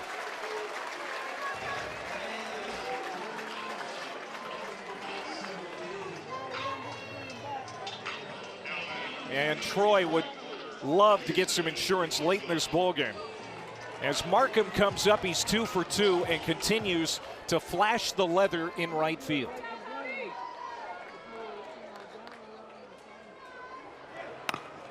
Sacrifice. Avenue, the throw to first, a little help from Cano to field that ball and slap the tag on Markham going by.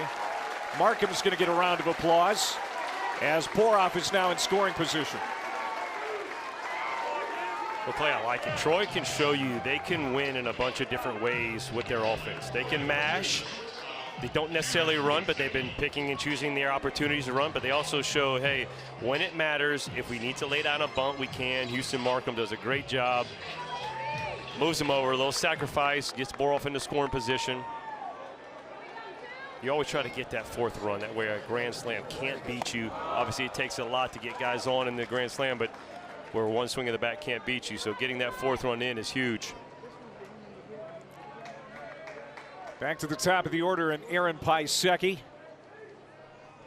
1 for 2 today. Homered yesterday.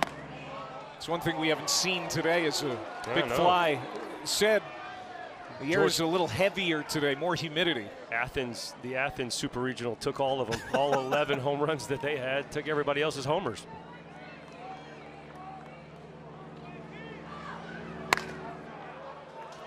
I think you mentioned this yesterday. It's hard to beat a team 6 times, but Georgia just may do that. 5 wins this year against Mississippi State. 3 in the regular season, beat them in Hoover, and now once in the Super Regional round. Wrapped to 2nd. Piasecki is out. Boroff takes 3rd on the ground out. And that'll bring up Pine. ESPN is the home of MLB.TV. Stream every out-of-market game live or on demand using the ESPN app. Blackout and other restrictions apply. For more information, go to ESPN.com/MLBTV. A lot of smiles on the faces of fans here in Troy, Alabama the last couple of days. The smiles will get more and even bigger if Troy can hang on and finish off Little Rock and move on to Omaha for the first time. Skylar Meade's office is even being used as a club suite. All the here coaches' at the office is right here, right to the left of us. Yeah, they had boosters that were like, they were trying to get them anywhere you could, and they were like, Coach, y'all want Coach's office? And the coaches were like, yeah, rent our offices out. And so opened up the windows and put some tables in front of it. Boosters said, we'll gladly take their office.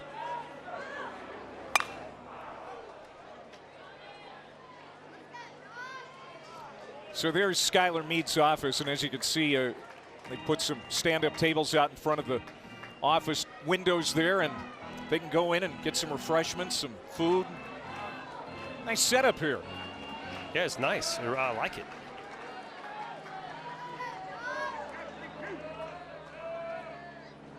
Man on, 2 out.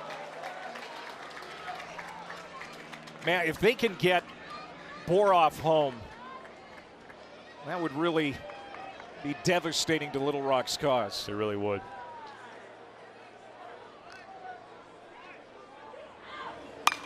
Pine slaps it foul.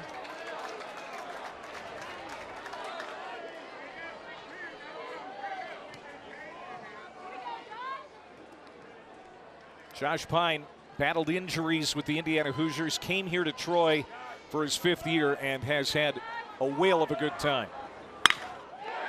Base hit to left field. Here comes Boroff with the 5th run of the ball game for Troy. Big insurance base hit by Josh Pine. How about a 2-out hit? Runners in scoring position right here. A little slider. The slider had been behind the plate. This one's in the middle part of the zone. Stays up. Josh Pine. Big 2-out RBI. Jay Boroff scores. 5-1 now, Troy. And that ends the NCAA scoreless streak for Isaac Evanue. Second hit today for Troy with 2 outs, and it's monumental. Because now it's a 4-run lead here in the 7th. And another timeout called by Ben Wolgamott to chat with Blake Cavell, who's on an 0 for 3 day. 0 for 6 in the Super Regional. I like that timeout because, like you said, yeah, it's an 0 for 3 day, but it's an 0 for regional. And so now it's a frustration type of swinging.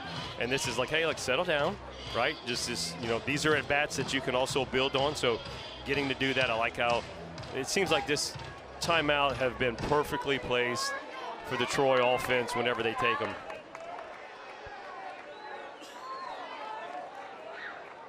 Outfield straight away for the Australian. Told this story yesterday. Blake's dad, Matthew, owns a traveling team in Australia. They go all over the world playing baseball. They played the Savannah Bananas. Baseball's really big in Australia, as everybody knows. And there's a Aussie flag. Said it before, Blake is one of the favorites here in this town. Oh, I asked him at the Gainesville Regional, I'm like, who is your favorite big league Aussie ball player? Without hesitation, he said, oh, that's my godfather, Peter Moylan, in his obviously Australian accent. Former teammate of mine, Peter Moylan, with the Braves. A little bit of 3/4 reliever, nasty, but does a little commentating for them as well. But yeah, he said without hesitation. I was like, well, I like that. It's outside.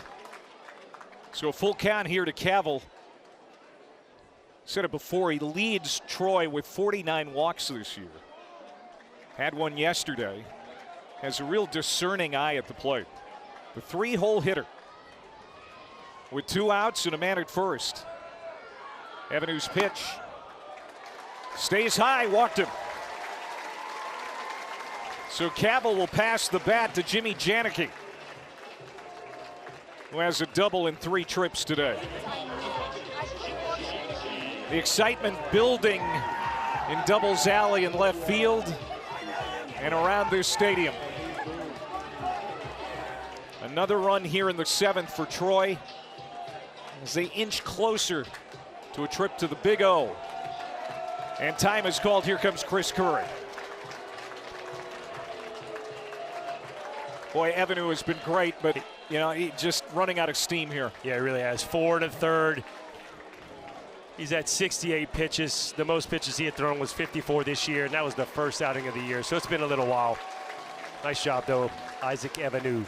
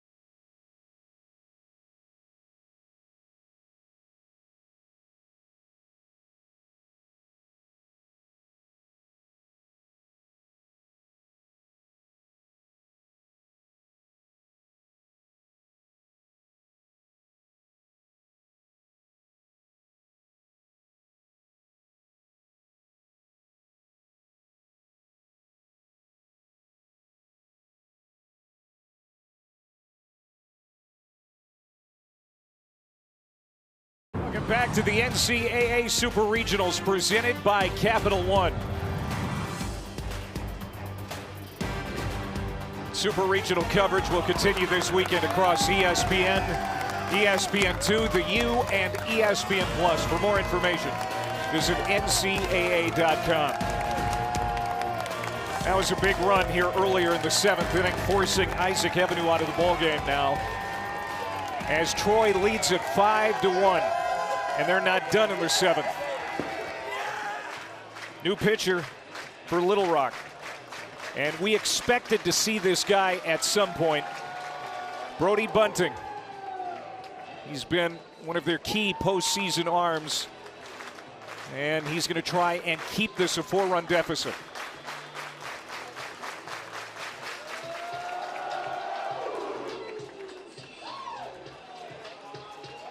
Senior from Sherwood, Arkansas, delivered the win in the OVC tournament. Also 3 1/3 of relief against Jacksonville State in the regional title game. Jimmy Janicki at the plate. 2 on. And 2 outs. 1 for 3 with a double and a run scored. To short. 1 pitch. And the inning is over as Bunting does his job out of the bullpen. But Troy getting closer to Omaha, perhaps. The lead is now 4.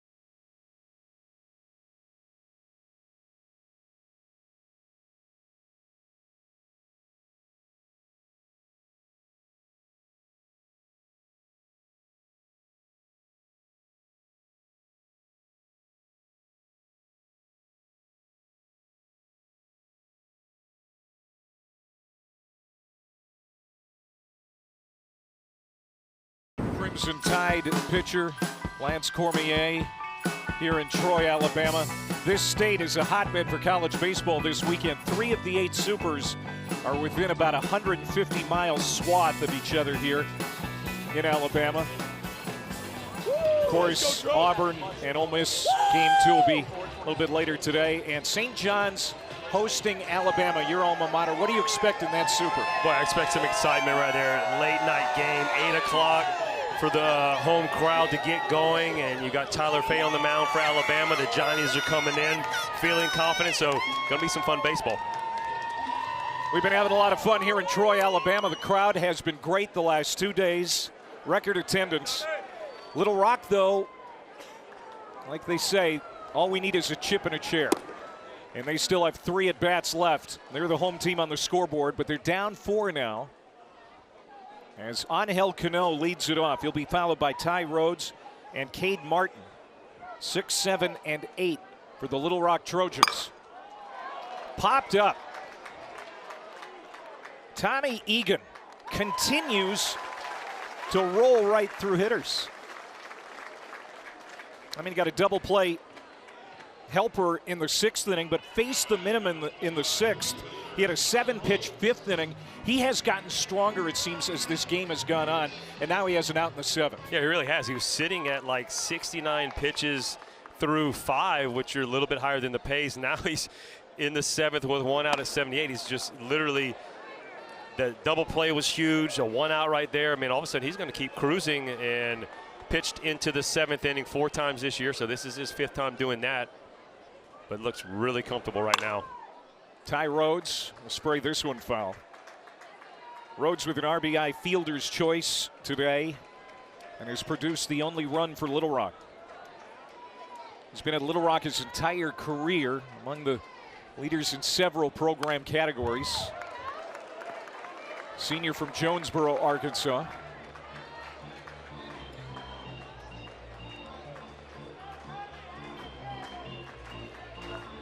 Told this story yesterday. Chris Curry played Legion baseball with Ty's dad, Todd, back in the day. So Ty committed as a 10th grader. That's how you build a program. Get him early. Yeah, he's watched him growing up. Hey, man, you want to come over? How about come play for us, right? Recruiting easy into the family already. Took something off. Great off-speed pitch for Tommy Egan. 2 down. Well, the Stanley Cup final continues tonight. Game 3, as the series is tied at 1. Hurricanes, Golden Knights, coming your way at 8 o'clock Eastern time. Watch it on ABC and stream it live on the ESPN app. This is Cade Martin now. The backup catcher getting his first plate appearance of the Super Regional. This is his first at bat in the NCAA tournament. He hasn't had a plate appearance since May the 10th.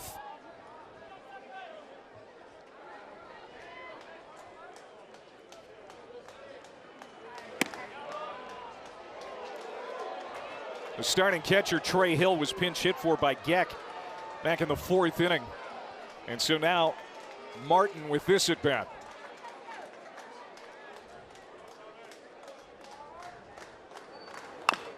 In on the hands, fouled off.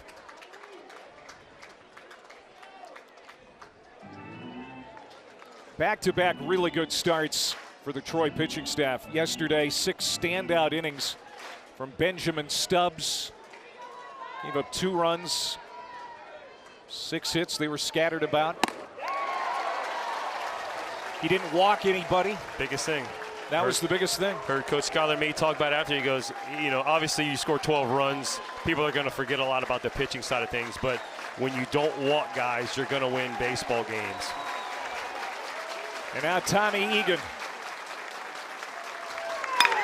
gets a ground ball. Another great play by Josh Pine. High throw. Nice catch by Cavill. And the inning is over. Egan again will look to his defense and say thank you very much. Troy gets off the field in the 7th. Well, Josh Pine continues to do this on the defense side ball, just absolutely stealing runs from the Little Rock offense. Blake Cavill, big pickup, finishes off the play.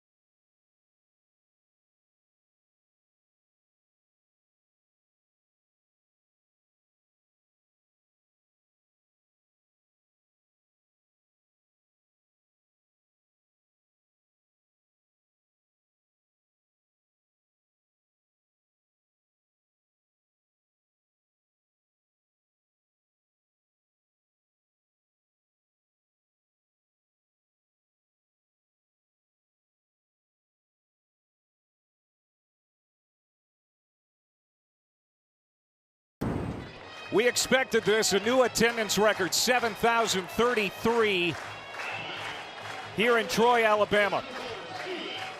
Riddle Pace Field. So that's 13,459 over the last 2 days. The population of this town is about 18,000. So that puts it in perspective. Yeah, they said we got a third of the city here the first day. Thought they might be had a shot to get half the city. I mean, a lot of it's all out there in left field. How about that? They've never charged to go out in left field, and now they expected almost 4,000 to 5,000 people just out there. Yeah, they made some money out there this weekend. No shame in that. Yeah. You got bouncy houses. You got just Great chairs atmosphere. everywhere. People having fun.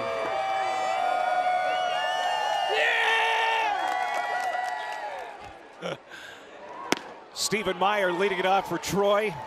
He got another run on the board in the 7th to make it 5-1. It's getting late for Little Rock, and Brody Bunting, who came on and threw one pitch to end the 7th. We'll start the 8th inning, trying to keep this a 4-run deficit for Little Rock. Swing and a miss and a strikeout. Meyer goes down and strikes for the second time. One away.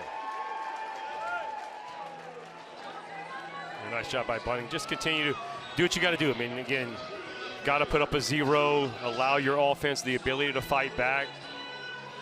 Any kind of offense for Troy, and it's just going to seem insurmountable for the Little Rock offense. Here's Drew Nelson. 1 for 3 with an RBI double. In fact, drove in 2 in the first inning. The right-hander comes home. And that pitch misses. Troy just missed the NCAA tournament the last 2 years. This year, one of the last 4 in. And their schedule put them over the top this year. No doubt about it. The #1 non-conference strength of schedule. And you think about some of the teams they beat. They won in Athens, Georgia. Athens hosting a super regional this weekend. 1 win away from Omaha.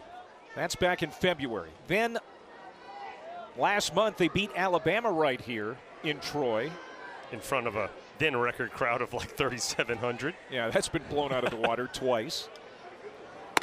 But Skylar Meade learned a lesson the last couple of years. We've been so close. Their body of work just needed to be beefed up a little bit with the strength of schedule. Took it to heart, scheduled tough. They won some of those games, got in as an at-large. But he absolutely listened to what the committee told him to do. You did it, and then now you prove, okay, like, hey, we did what you asked us to do. Now you have to put us in the tournament. Well, they do. And what do they? Troy continues to just win. 6 wins this year against regional and super regional hosts. 3-1 to the Troy native. And that's ball 4 to Drew Nelson. 9th NCAA tournament for Troy, their first since 2023. Trying to become the 3rd Sun Belt team to reach the College World Series. 6 wins against host teams, twice against Florida last week. Janicki, the Sun Belt Player of the Year. And they won 4 straight elimination games in Gainesville last weekend. You were there for it. I know you were impressed, and I think you're impressed again here in the Supers. Absolutely. I mean, when they needed it most, right? They scored 5 in the first inning against Miami, gave up a big 5 spot late in the game. Miami took control. Backs against the wall. The next 4 games, they score 55 runs. So they're like, hey, we don't have much pitching because we know we're going to have to go through it. The pitching was just okay. The offense was absolutely phenomenal, and that's why they are here, playing in Troy, hosting this super regional. And then we saw the offense yesterday, 12 runs. The offense has been good today. It's consistent. But this right here, when you look at it, the pitching has carried for me this part of the super regional, and that's why they're here. And what are we looking at? 6 outs away? 6 defensive outs. So congratulations to the Mountaineers of West Virginia. They take care of Cal Poly today in easy fashion. They had a 7-run second, never looked back in that blowout win. 17-1 the final. So the Mountaineers of West Virginia under second-year head coach Steve Sabins going to Omaha for the first time. That super matches up with this one. So the winner here will play the Mountaineers in the College World Series. Yeah, a lot of congratulations. Coach Sabins is building a very nice program over there. West Virginia had them last year in their regional when they won the Clemson Regional. So that's a nice job. Got to give a lot of credit to North Carolina. Jason DeCaro throws a complete game two-hitter. Keeps North Carolina's season alive. The Tar Heels forcing a third game in that super. You just looked at me like you had something to say. Well, I was going to say, how much credit do you think Pat McAfee is going to take for that super regional win in Morgantown? We're going to hear about that this week, I think. I'm assuming that Coach Sabins will not care if he takes all the credit as long as they're continuing to get to play, and they will be in Omaha, so they'll be excited no matter what. 0-2 to Darnell, another one wrapped foul. Good at bat here for Sean Darnell, trying to find his first hit of the Super Regional. Was 0 for 2 yesterday, 0 for 3 today. Troy can get another run on the board. You take a grand slam out of play for Little Rock. Make it a 5-run lead. 1 on, 1 out. The 0-2 to Darnell. Lifted short left field. Blake Simpson will trot in. He's got it measured, makes the catch for the second out. Nelson goes back to first, so 2 away. And here comes Boroff for the first time in this game with somebody on base. You know, they pitched around him multiple times today. He's got 2 walks and a K. Last 2 at-bats have been walks. We were wondering, I mean, how often would a team continue to pitch to the guy after every single thing he swung at, he seemed to hit out of the yard. Got out to a slow start this year, has been absolutely in fuego in the NCAA tournament. 6 home runs.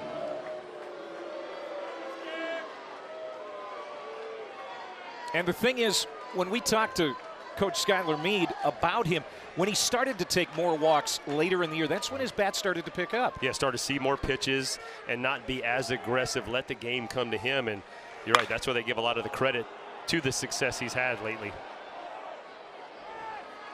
Just a mortar shot that's going to land on the top of the dugout. Finally comes down. There's Skylar Meade. Man, his name is going to be bandied about. Ooh. You know, there are a lot of coaching openings. He's so happy here in Troy, Alabama, however. Former South Carolina and Michigan State pitching coach. Said it before, he's pitched as a player in the College World Series with Louisville back in 2007. He was on Dan McDonald's first College World Series team with the Cardinals. And now trying to lead Troy as a head coach to Omaha. It'd be a first in program history.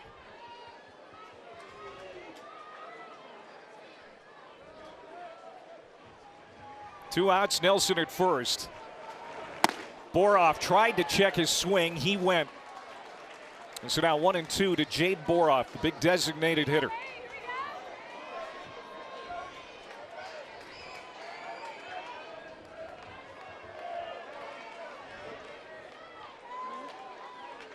Two-run homer yesterday and a grand slam.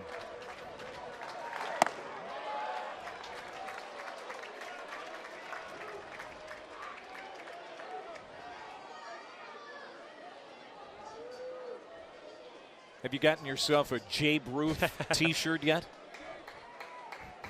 I can tell you they're probably at the printers right now, 6 outs away from Omaha. The great Jambino. Well, he goes down looking here. And that ends the top of the 8th inning. Little Rock still has 6 outs to work with, but they're down 4.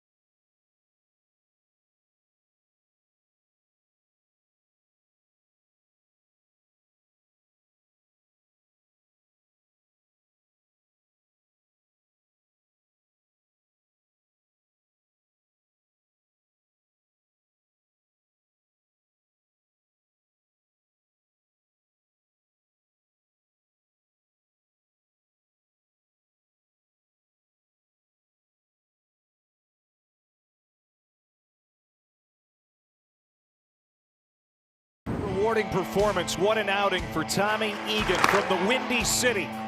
Comes from the Missouri Valley. Opening day starter for Troy this year, and now the biggest game of the season, a game that could send them to Omaha. He has been nails. Yeah, he sure has. You're talking about 1 out away from tying his career high in innings pitched. He doesn't look like he's slowing down, and again, this is a spot every pitcher dreams of, being able to pitch your team to Omaha. When you go to college, this is what you think of. These are the moments. Facing the bottom of the Little Rock order, Cooper Chaplin, the senior second baseman, and then Jordy Lopez and Cade Smith here in the inning.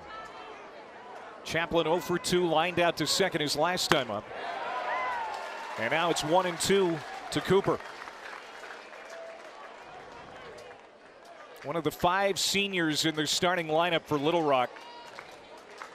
So this lineup is going to look very different next year.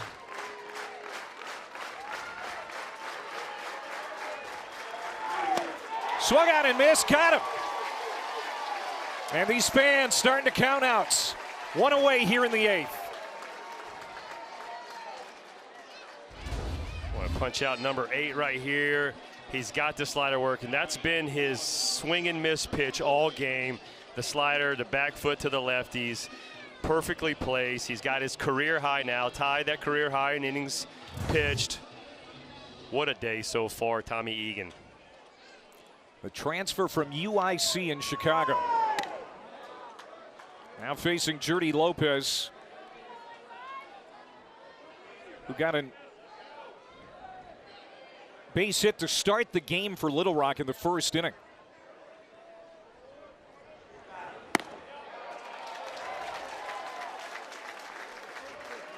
But Egan has handled Lopez since. A strikeout and a ground out. 4th time around for this Little Rock offense, which has just 4 hits today. The 1-1 pitch. Stays away.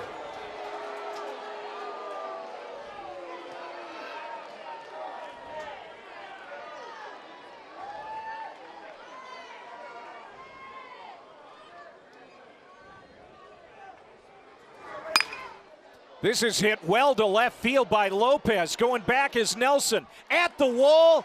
Goodbye, home run. Jordy Lopez goes yard as Little Rock gets its first run since the 4th inning to make it 5-2. Little Rock's first home run of the Super Regional.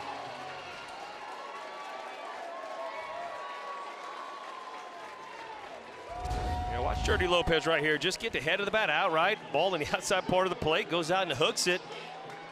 Trying to provide a little spark for the Trojan offense right here. Didn't know if he quite got it, but ended up getting enough. Got a 5-2 ball game. And now time is called. Here comes Skylar Meade.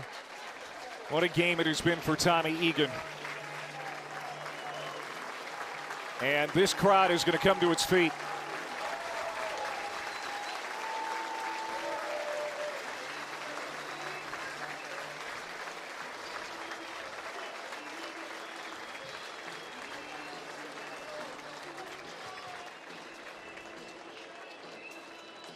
Yep, there's the call to the bullpen from Skylar Meade. Tommy Egan is going to get a rousing round of applause.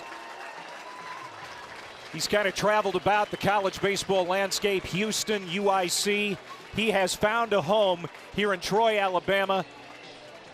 And this place very appreciative of this effort, maybe an historic effort. That's what I'm saying. The crowd understands. You could tell every pitch, every out that they got closer. They can feel what a win here will do. And obviously 7 1/3 innings from Tommy Egan has put them in position to not only win this ball game, but possibly make their first trip to Omaha.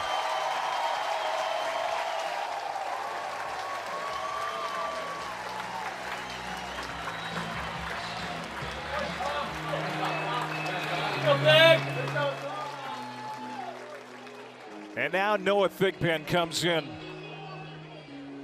The big right-hander out of Lake Park, Georgia. Began the year in the starting rotation, has moved to the bullpen where he's allowed only 4 runs in 13 innings. This is the kind of guy that can shut an offense down in a hurry. He's been doing that lately. Yeah, you look at those numbers, you're going to go, okay, whoa, why is this guy in this situation, though? But the moment he went to the bullpen, Skylar Meade said something just changed, and he said it wasn't just the bullpen. It was, hey, we had to put him in the high-leverage situation. So a lot of credit to a coach that would put guys with those kind of numbers into a situation of high leverage and has watched him succeed and become a dominant reliever for him. Tommy Egan getting a little curtain call. They know what they're doing here at Troy. Sure the fans, do. I mean, we talk about the roll call. They've given curtain calls the last 2 days, one to Jay Boroff, one right there to Tommy Egan.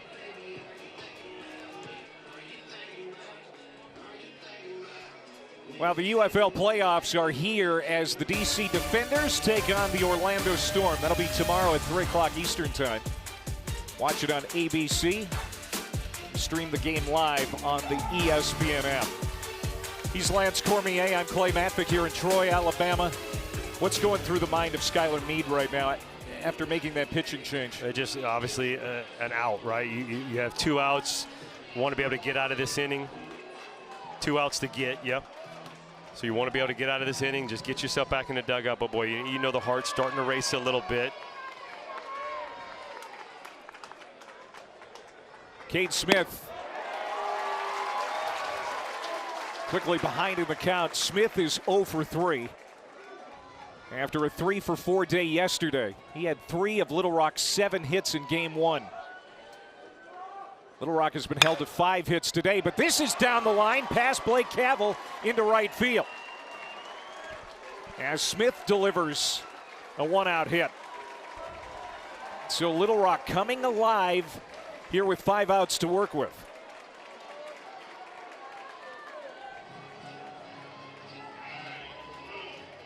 Well, that's what you want to do as an offense when a reliever comes in out of the pen. Greet him quickly and rudely. Well, especially you get the fastball, you jump all over it. He shoots that ball inside the first base bag. A little bit late, but hey, sometimes the velocity, a little bit late behind it, hits it good. Keeps it going, though.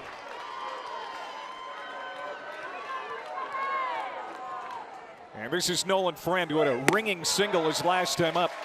The big third baseman. Also walked and scored a run. Little different approach right here. I mean, Tommy Egan was sitting 88 to 90. Noah Thigpen's coming here just blowing smoke. Gets up to 96 with the fastball. We've seen some 94s already, so a little different. The 0-1 slider. This is downstairs. You can see the catcher, Janicki, kind of waiting, looking over his shoulder like, that's not a strike, really.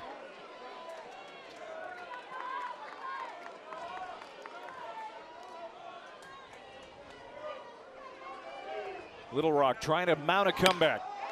Chop foul. All 11 Regional 4 seeds who have reached a Super Regional round since 1999 lost Game 1. That includes Little Rock. But 4 have advanced to the College World Series. That includes Murray State last year. Little Rock trying to join him, but this might not help. Double play ball. Third double play as Noah Thigpen comes out of the bullpen and throws a bucket of water on the fire. Yeah, absolutely. The tug-of-war momentum continues to go back and forth, and the Troy Trojans keep pulling it back to their dugout. Noah Thigpen, the double play ends it.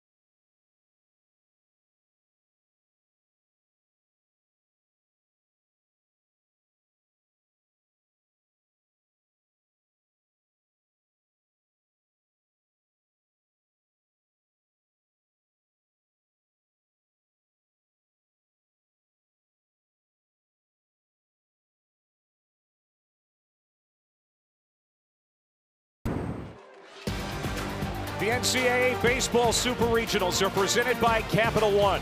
What's in your wallet? Riddle Pace Field is brimming with excitement as Troy leads it 5-2 here in the ninth. 3 defensive outs away from a first trip in program history to Omaha. Looking for some insurance here in the ninth. Houston Markham leading it off against Brody Bunting. Troy baseball started in the early 1900s. Very successful Division II program for many years. Won national titles in '86 and 1987 under Chase Riddle. Fly ball to left. Blake Simpson coming over. He'll make the catch. And Houston Markham is the first out of the top of the ninth. This field is partly named after Chase Riddle. And they have never seen a bigger event at this ballpark than this Super Regional. The first for this program, and maybe today is the day they get to Omaha for the first time. Oh, I can tell you right now, the crowd senses it.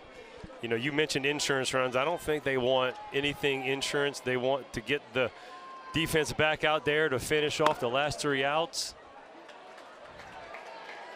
I mean, they're all sitting up. They're all on edge. They're all kind of getting their spots. The phones are starting to pop out.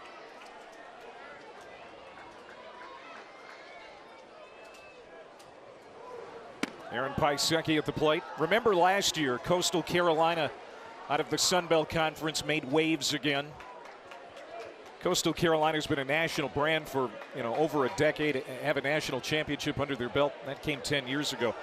But now Troy out of the Sun Belt trying to crash the party in Omaha.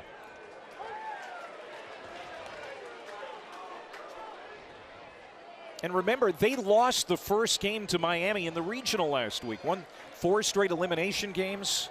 Beat the Gators twice, the number 8 national seed. Didn't just beat the Gators. Yeah, 26-13 outscored them in 2 games. You're talking Florida Gator pitching staff, the vaunted pitching staff. They went right through Liam Peterson.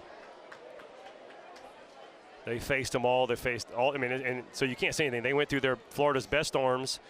I thought they outcompeted against Florida. They wanted it more, and they got it, and obviously that's why they're hosting. That's a walk to Piasecki. So Brody Bunting gives up his first base runner.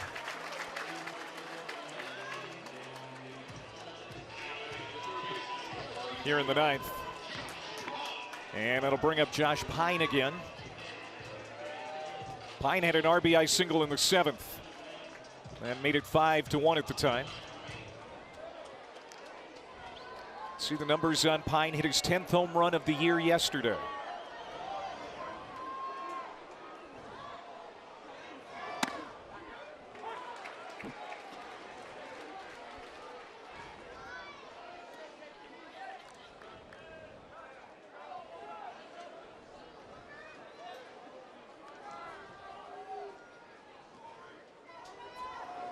You can't write a team off too early, and I think that's the lesson you need to learn here from this Troy program, a team that was well under 500 a few weeks ago, and they've been hot, won 15 of their last 20, and could be a 30-loss team at the College World Series. This one is down and into the corner. Piasecki around 30 is going to hold there. 1-out double for Josh Pine. Second and third for Troy with 1 out. Well, the fans might not want the insurance runs, but boy, these Trojan hitters, they definitely do. Josh Pine, little inside out double down the right field line. Thought Skylar Meade would push the pace right there, but with Blake Cavell up here, wants to give his big RBI guy an opportunity to drive in some runs. Maybe this gets him going, but boy, Troy's offense, take away about the 4th, 5th, and 6th, has just been so consistent, always putting pressure on the Little Rock pitching staff. Third hit for Pine this weekend as Cavell comes up. Drew a walk, his 50th of the year in the 7th inning, otherwise 0 for 3. But I think the best thing, Clay, you might have said this whole weekend was about how the process of Troy's baseball season, right? I mean, because no one would have thought mid-season that this is an Omaha team. But, like, you have to, these coaches preach, look, just stay with the process of what we're doing. Stay there. Continue to do the things. Keep working. Don't let the outside noise, because in this day and age with social media, outside noise can steal everybody's joy. And so if you just keep the blinders on inside your program, keep working, that's what the Trojans did. They continue to do that. And when you look up, you get hot at the right time, like you just mentioned, 15 out of 20. Who knows? You look up and, man, can be 3 outs away from Omaha. Quite the turnaround for Troy as Evan Lee, the Little Rock pitching coach, comes out for a pep talk with Bunting. Remember, Nick Bronzini was the starter, went only 1 inning after giving up a couple of runs. Tag Andrews, their closer, came in early. He was only out there for an inning and a third. He gave up a couple of runs. Isaac Evan settled it down as he was on the field for 4 1/3 innings and only allowed 1 run. And now Bunting trying to hold it to a 3-run deficit. Big cut there by Cavill. 4, 5, and 6 due up for Little Rock. They are combined 2 for 7 in this game. Smashed up the middle base hit. Piasecki scores. Here comes Pine. He will score.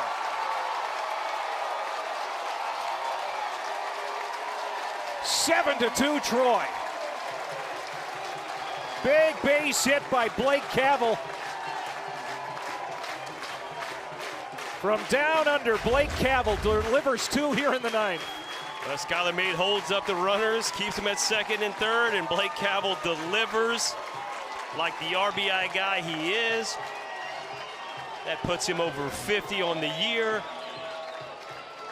And you're right, this guy has fun playing baseball, fires up the crowd as much as anybody can. Got his first base coach, Adam Godwin, ready to go. First hit of the Super Regional for Cavill. And, you know, if they do make it to Omaha, 3 outs away, it's good to get that base hit so you can have some momentum going into the College World Series.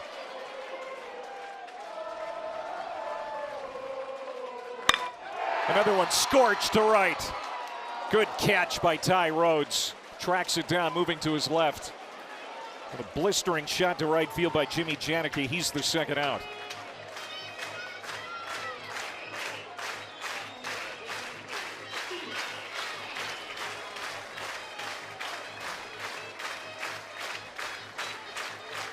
Doubles alley, the tailgate area beyond the left field wall. Been here since 9, 10 o'clock in the morning.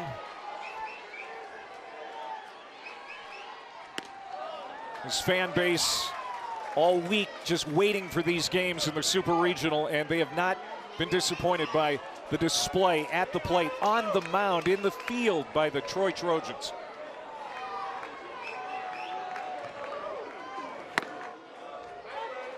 That's the best part about it, right? You build up all this excitement, right? They were promised, hey, look, we can't show you what it's going to look like until Friday because it's going to take us a bit to build it. But they've shown up, and not only have they shown up, they've also seen a win, another opportunity. So that's a lot of times can happen with programs is you have all this build up and then the team doesn't necessarily play to the expectations and everybody's a little upset and a little down and they leave. Like right now, this event we saw yesterday and now another record crowd, these guys are 3 outs away from going to Omaha and they sense it. Slicing away from the outfielder. It's going to get down for a hit for Meyer. To third goes Cavill. Troy is not done putting on a fireworks show here for this 7,000 record crowd.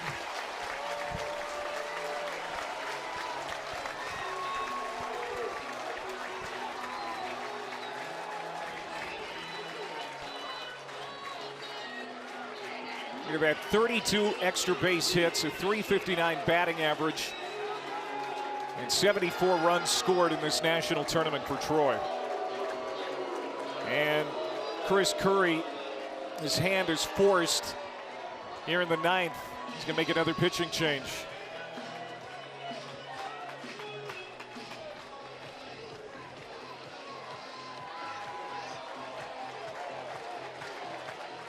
We saw Gage Haley yesterday, and he's going to make another appearance here with 2 outs in the 9th. As Brody Bunting will head to the dugout. And it's his senior year, so these Little Rock Trojans, many of them seniors, know that the end could be nigh, and what a run it's been over the last couple of years for so many of these players. Absolutely, and I like that move by Coach Curry. You obviously don't want to let a guy just sit out there and wear it, so especially a senior and what could be possibly his last outing, go out there, send another guy out to the mound.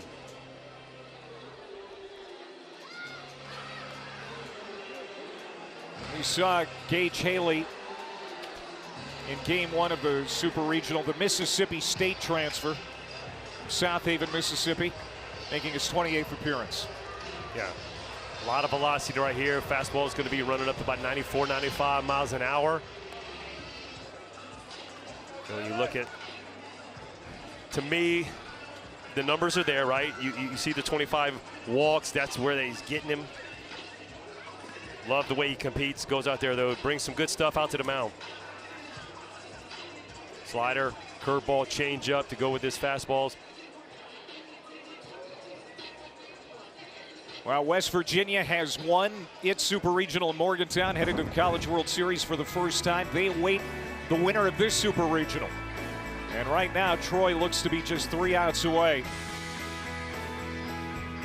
North Carolina evening that series with USC at a game apiece. That's a dandy. We kind of knew that was going 3 games. And Auburn and Ole Miss underway right now. That game currently on ESPN. Ole Miss taking game 1 last night. And the other 4 sites in the Super Regionals starting today. Georgia, Mississippi State. What a ball game that was. Georgia won. Oklahoma at Kansas. Old Big 8 rivals. Oregon at Texas. St. John's at Alabama. Those Supers beginning today. Great field this year in the Super Regional round.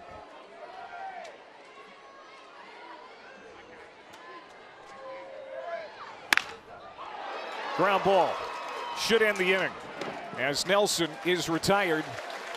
And Gage Haley on 1 pitch gets Little Rock back to the dugout. Simpson, Bomba, Cano. Last chance for Little Rock in the 9th.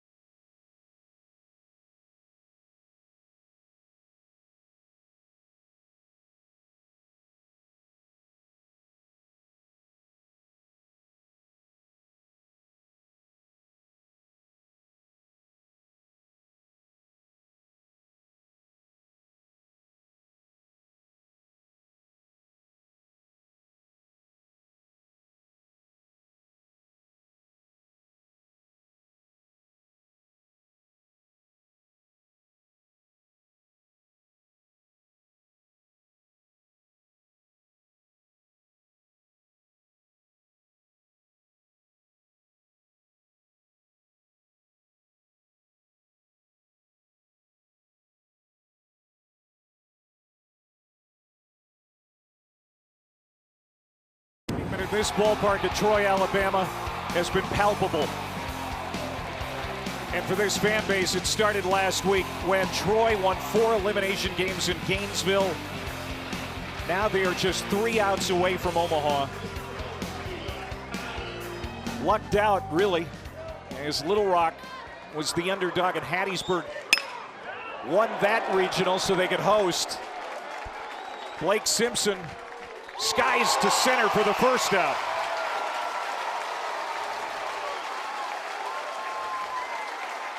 Hosting a Super Regional as a 3 seed, a chance to do something historic for your fan base in front of the home crowd. Amazing for these people and this program. And the home crowd has shown up, shown out, and they've been in every single game. They've continued to provide a lot of support for the Trojans.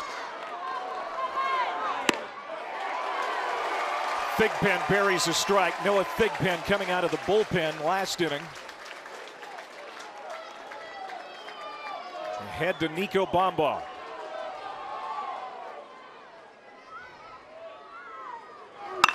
Ground ball, base hit to right field.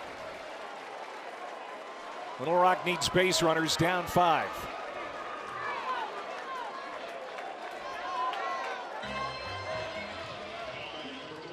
I'll bring up Angel Cano. There's Skylar Meade, 41 years old. Head coach for the first time and has done an amazing job with this program over the last 5 years. 2 national tournaments, close a couple other times.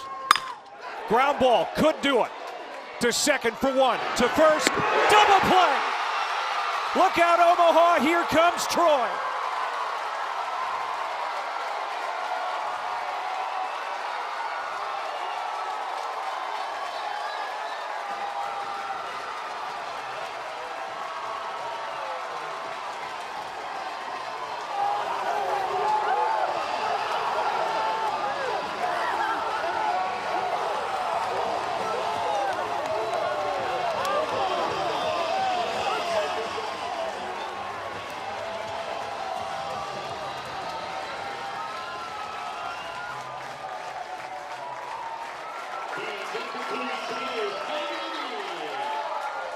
The game ends on a double play, their 4th turned today.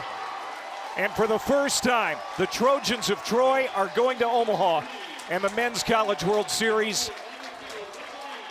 They win their Super Regional in front of an adoring fan base, 7-2 the final today.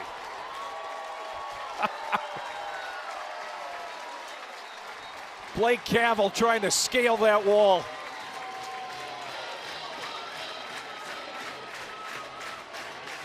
This is what it's all about, Lance Cormier. These mid-majors getting to this point. What a great story. We knew one of them was going to Omaha for the first time, and Troy, in resounding fashion, the better team the last 2 days. Yeah, absolutely. Like you said, this is what it's all about. I mean, the city shows up, 7,000 plus. We had 13,000 plus in the 2 games. Troy played great. All 3 phases of the ball game. The defense was there. The offense was there, but the pitching absolutely dominated, only giving up 4 runs in the 2 ball games. What a great showing by Troy Trojans, and congratulations, Skylar Meade and this Troy baseball program going to Omaha.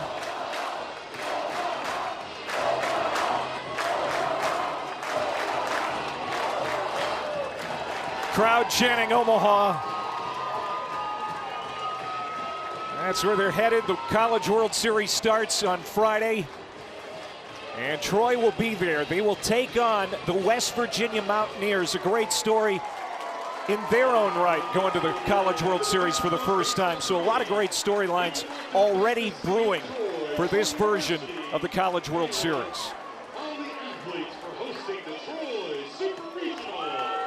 We've been talking about the offense for Troy more often than not the last couple of weekends, but the starting pitching today by Tommy Egan, who goes 7 1/3. He was really the backbone of this Game 2 victory. Yeah, he really was. I mean, his career-long outing in 7 1/3 innings, he was every bit he needed to be. He got the big pitch when he needed it, and just like they did, right? You mentioned 4 double plays. When they got guys on, they made the pitch, they got the double play, and got out of a big inning. And this is just fun to watch a team like this celebrate. Jay Boroff, what an NCAA tournament. Skylar Meade is on the fence in the look at that. He sprinted all the way. He had an interview at home plate and sprinted all the way out to left field to give credit to the crowd. This is just a great experience, great atmosphere for these guys. They were facing elimination after the first game of the regional last week, and then just went on a heater. Jay Boroff kind of leading the way offensively. They beat Ryder. They beat Miami when they faced the Hurricanes for the second time and then took out Florida, won 2 in a row from the Gators, outscored Florida 26-13 in 2 games. And then in the Super Regional, one that they get to host as a 3 seed, only the 8th 3 seed to ever host a Super Regional. They slam Little Rock 12-2 yesterday. Boroff goes off again, and today, more about the starting pitching, a 7-2 win as they celebrate a College World Series berth.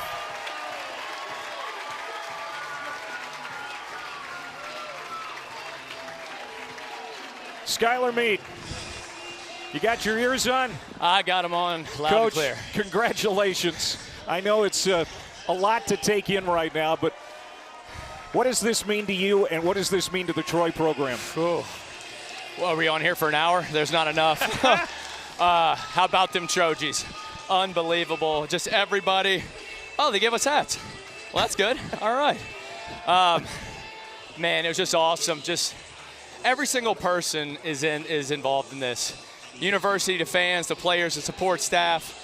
I mean, this was a vision that happened, 4 years and about 10 and a half months ago. And I know people think I'm crazy for all the stuff I say, but guess what? We're going to Omaha. And it's going to be a fun time for the Trojans, I can tell you that. Well, I thought it was hyperbole at first when they were saying this is the biggest event in the history of the city, but after watching this in person the last couple of days, I truly believe it. Hyperbole not.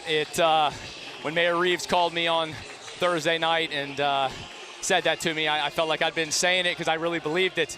And then the fans just absolutely, they brought it. And guess what? They better be buying some plane tickets, loading those cars up with gas. And let's be honest, they're going to probably Jello shot their faces off. There you go, yes. Rocco's, welcome to the board, Troy Trojans. But Skylar, you sprinted from home plate.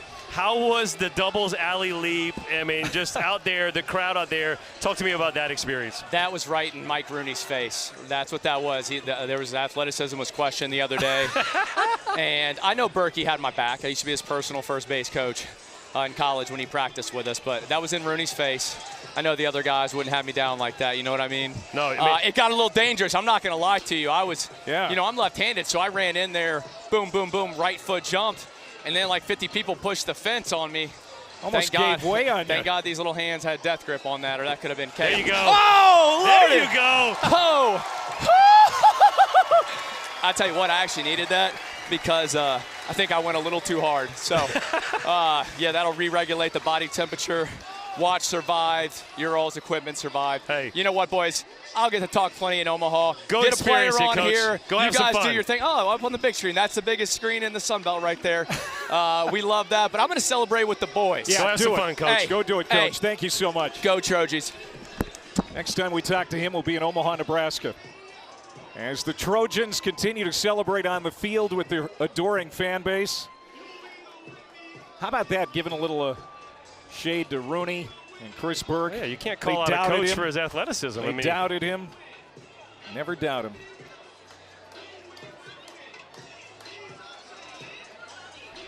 There's Boroff.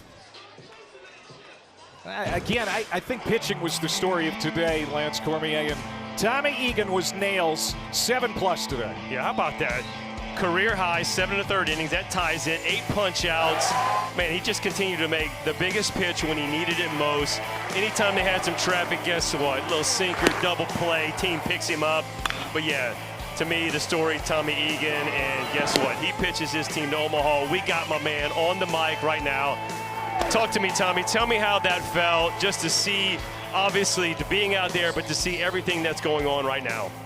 Yeah, no, it's awesome. I mean, coming to Troy, I came here because I wanted to win baseball games, and during the season it was rough for us, but it's crazy to believe this is possible now because I know Omaha was the goal, but I didn't think we'd be hosting a Super, that's for sure.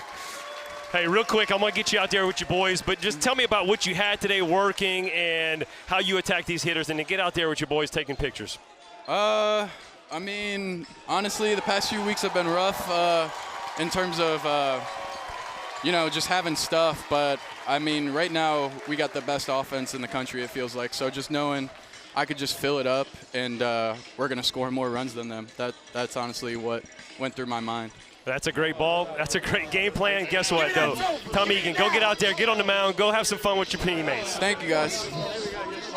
Tommy Egan, the winning pitcher for Troy. And there is the trophy being presented to the Trojans. That's going to look good in the trophy case here. Super Regional trophy. And again, you know, they had to overcome a lot to be hosting a Super Regional. To be in a regional. To be in a regional and then to be hosting a Super Regional, just so much that they overcame. And now they are going to Omaha for the first time. Coming up on ESPN2, Oklahoma and Kansas, game 1 of that Super Regional. We hope you enjoyed this one from Troy. What a game 2, 7-2 the final. Troy is headed to Omaha for the first time. For Lance Cormier, I'm Clay Matvick. So long, everybody.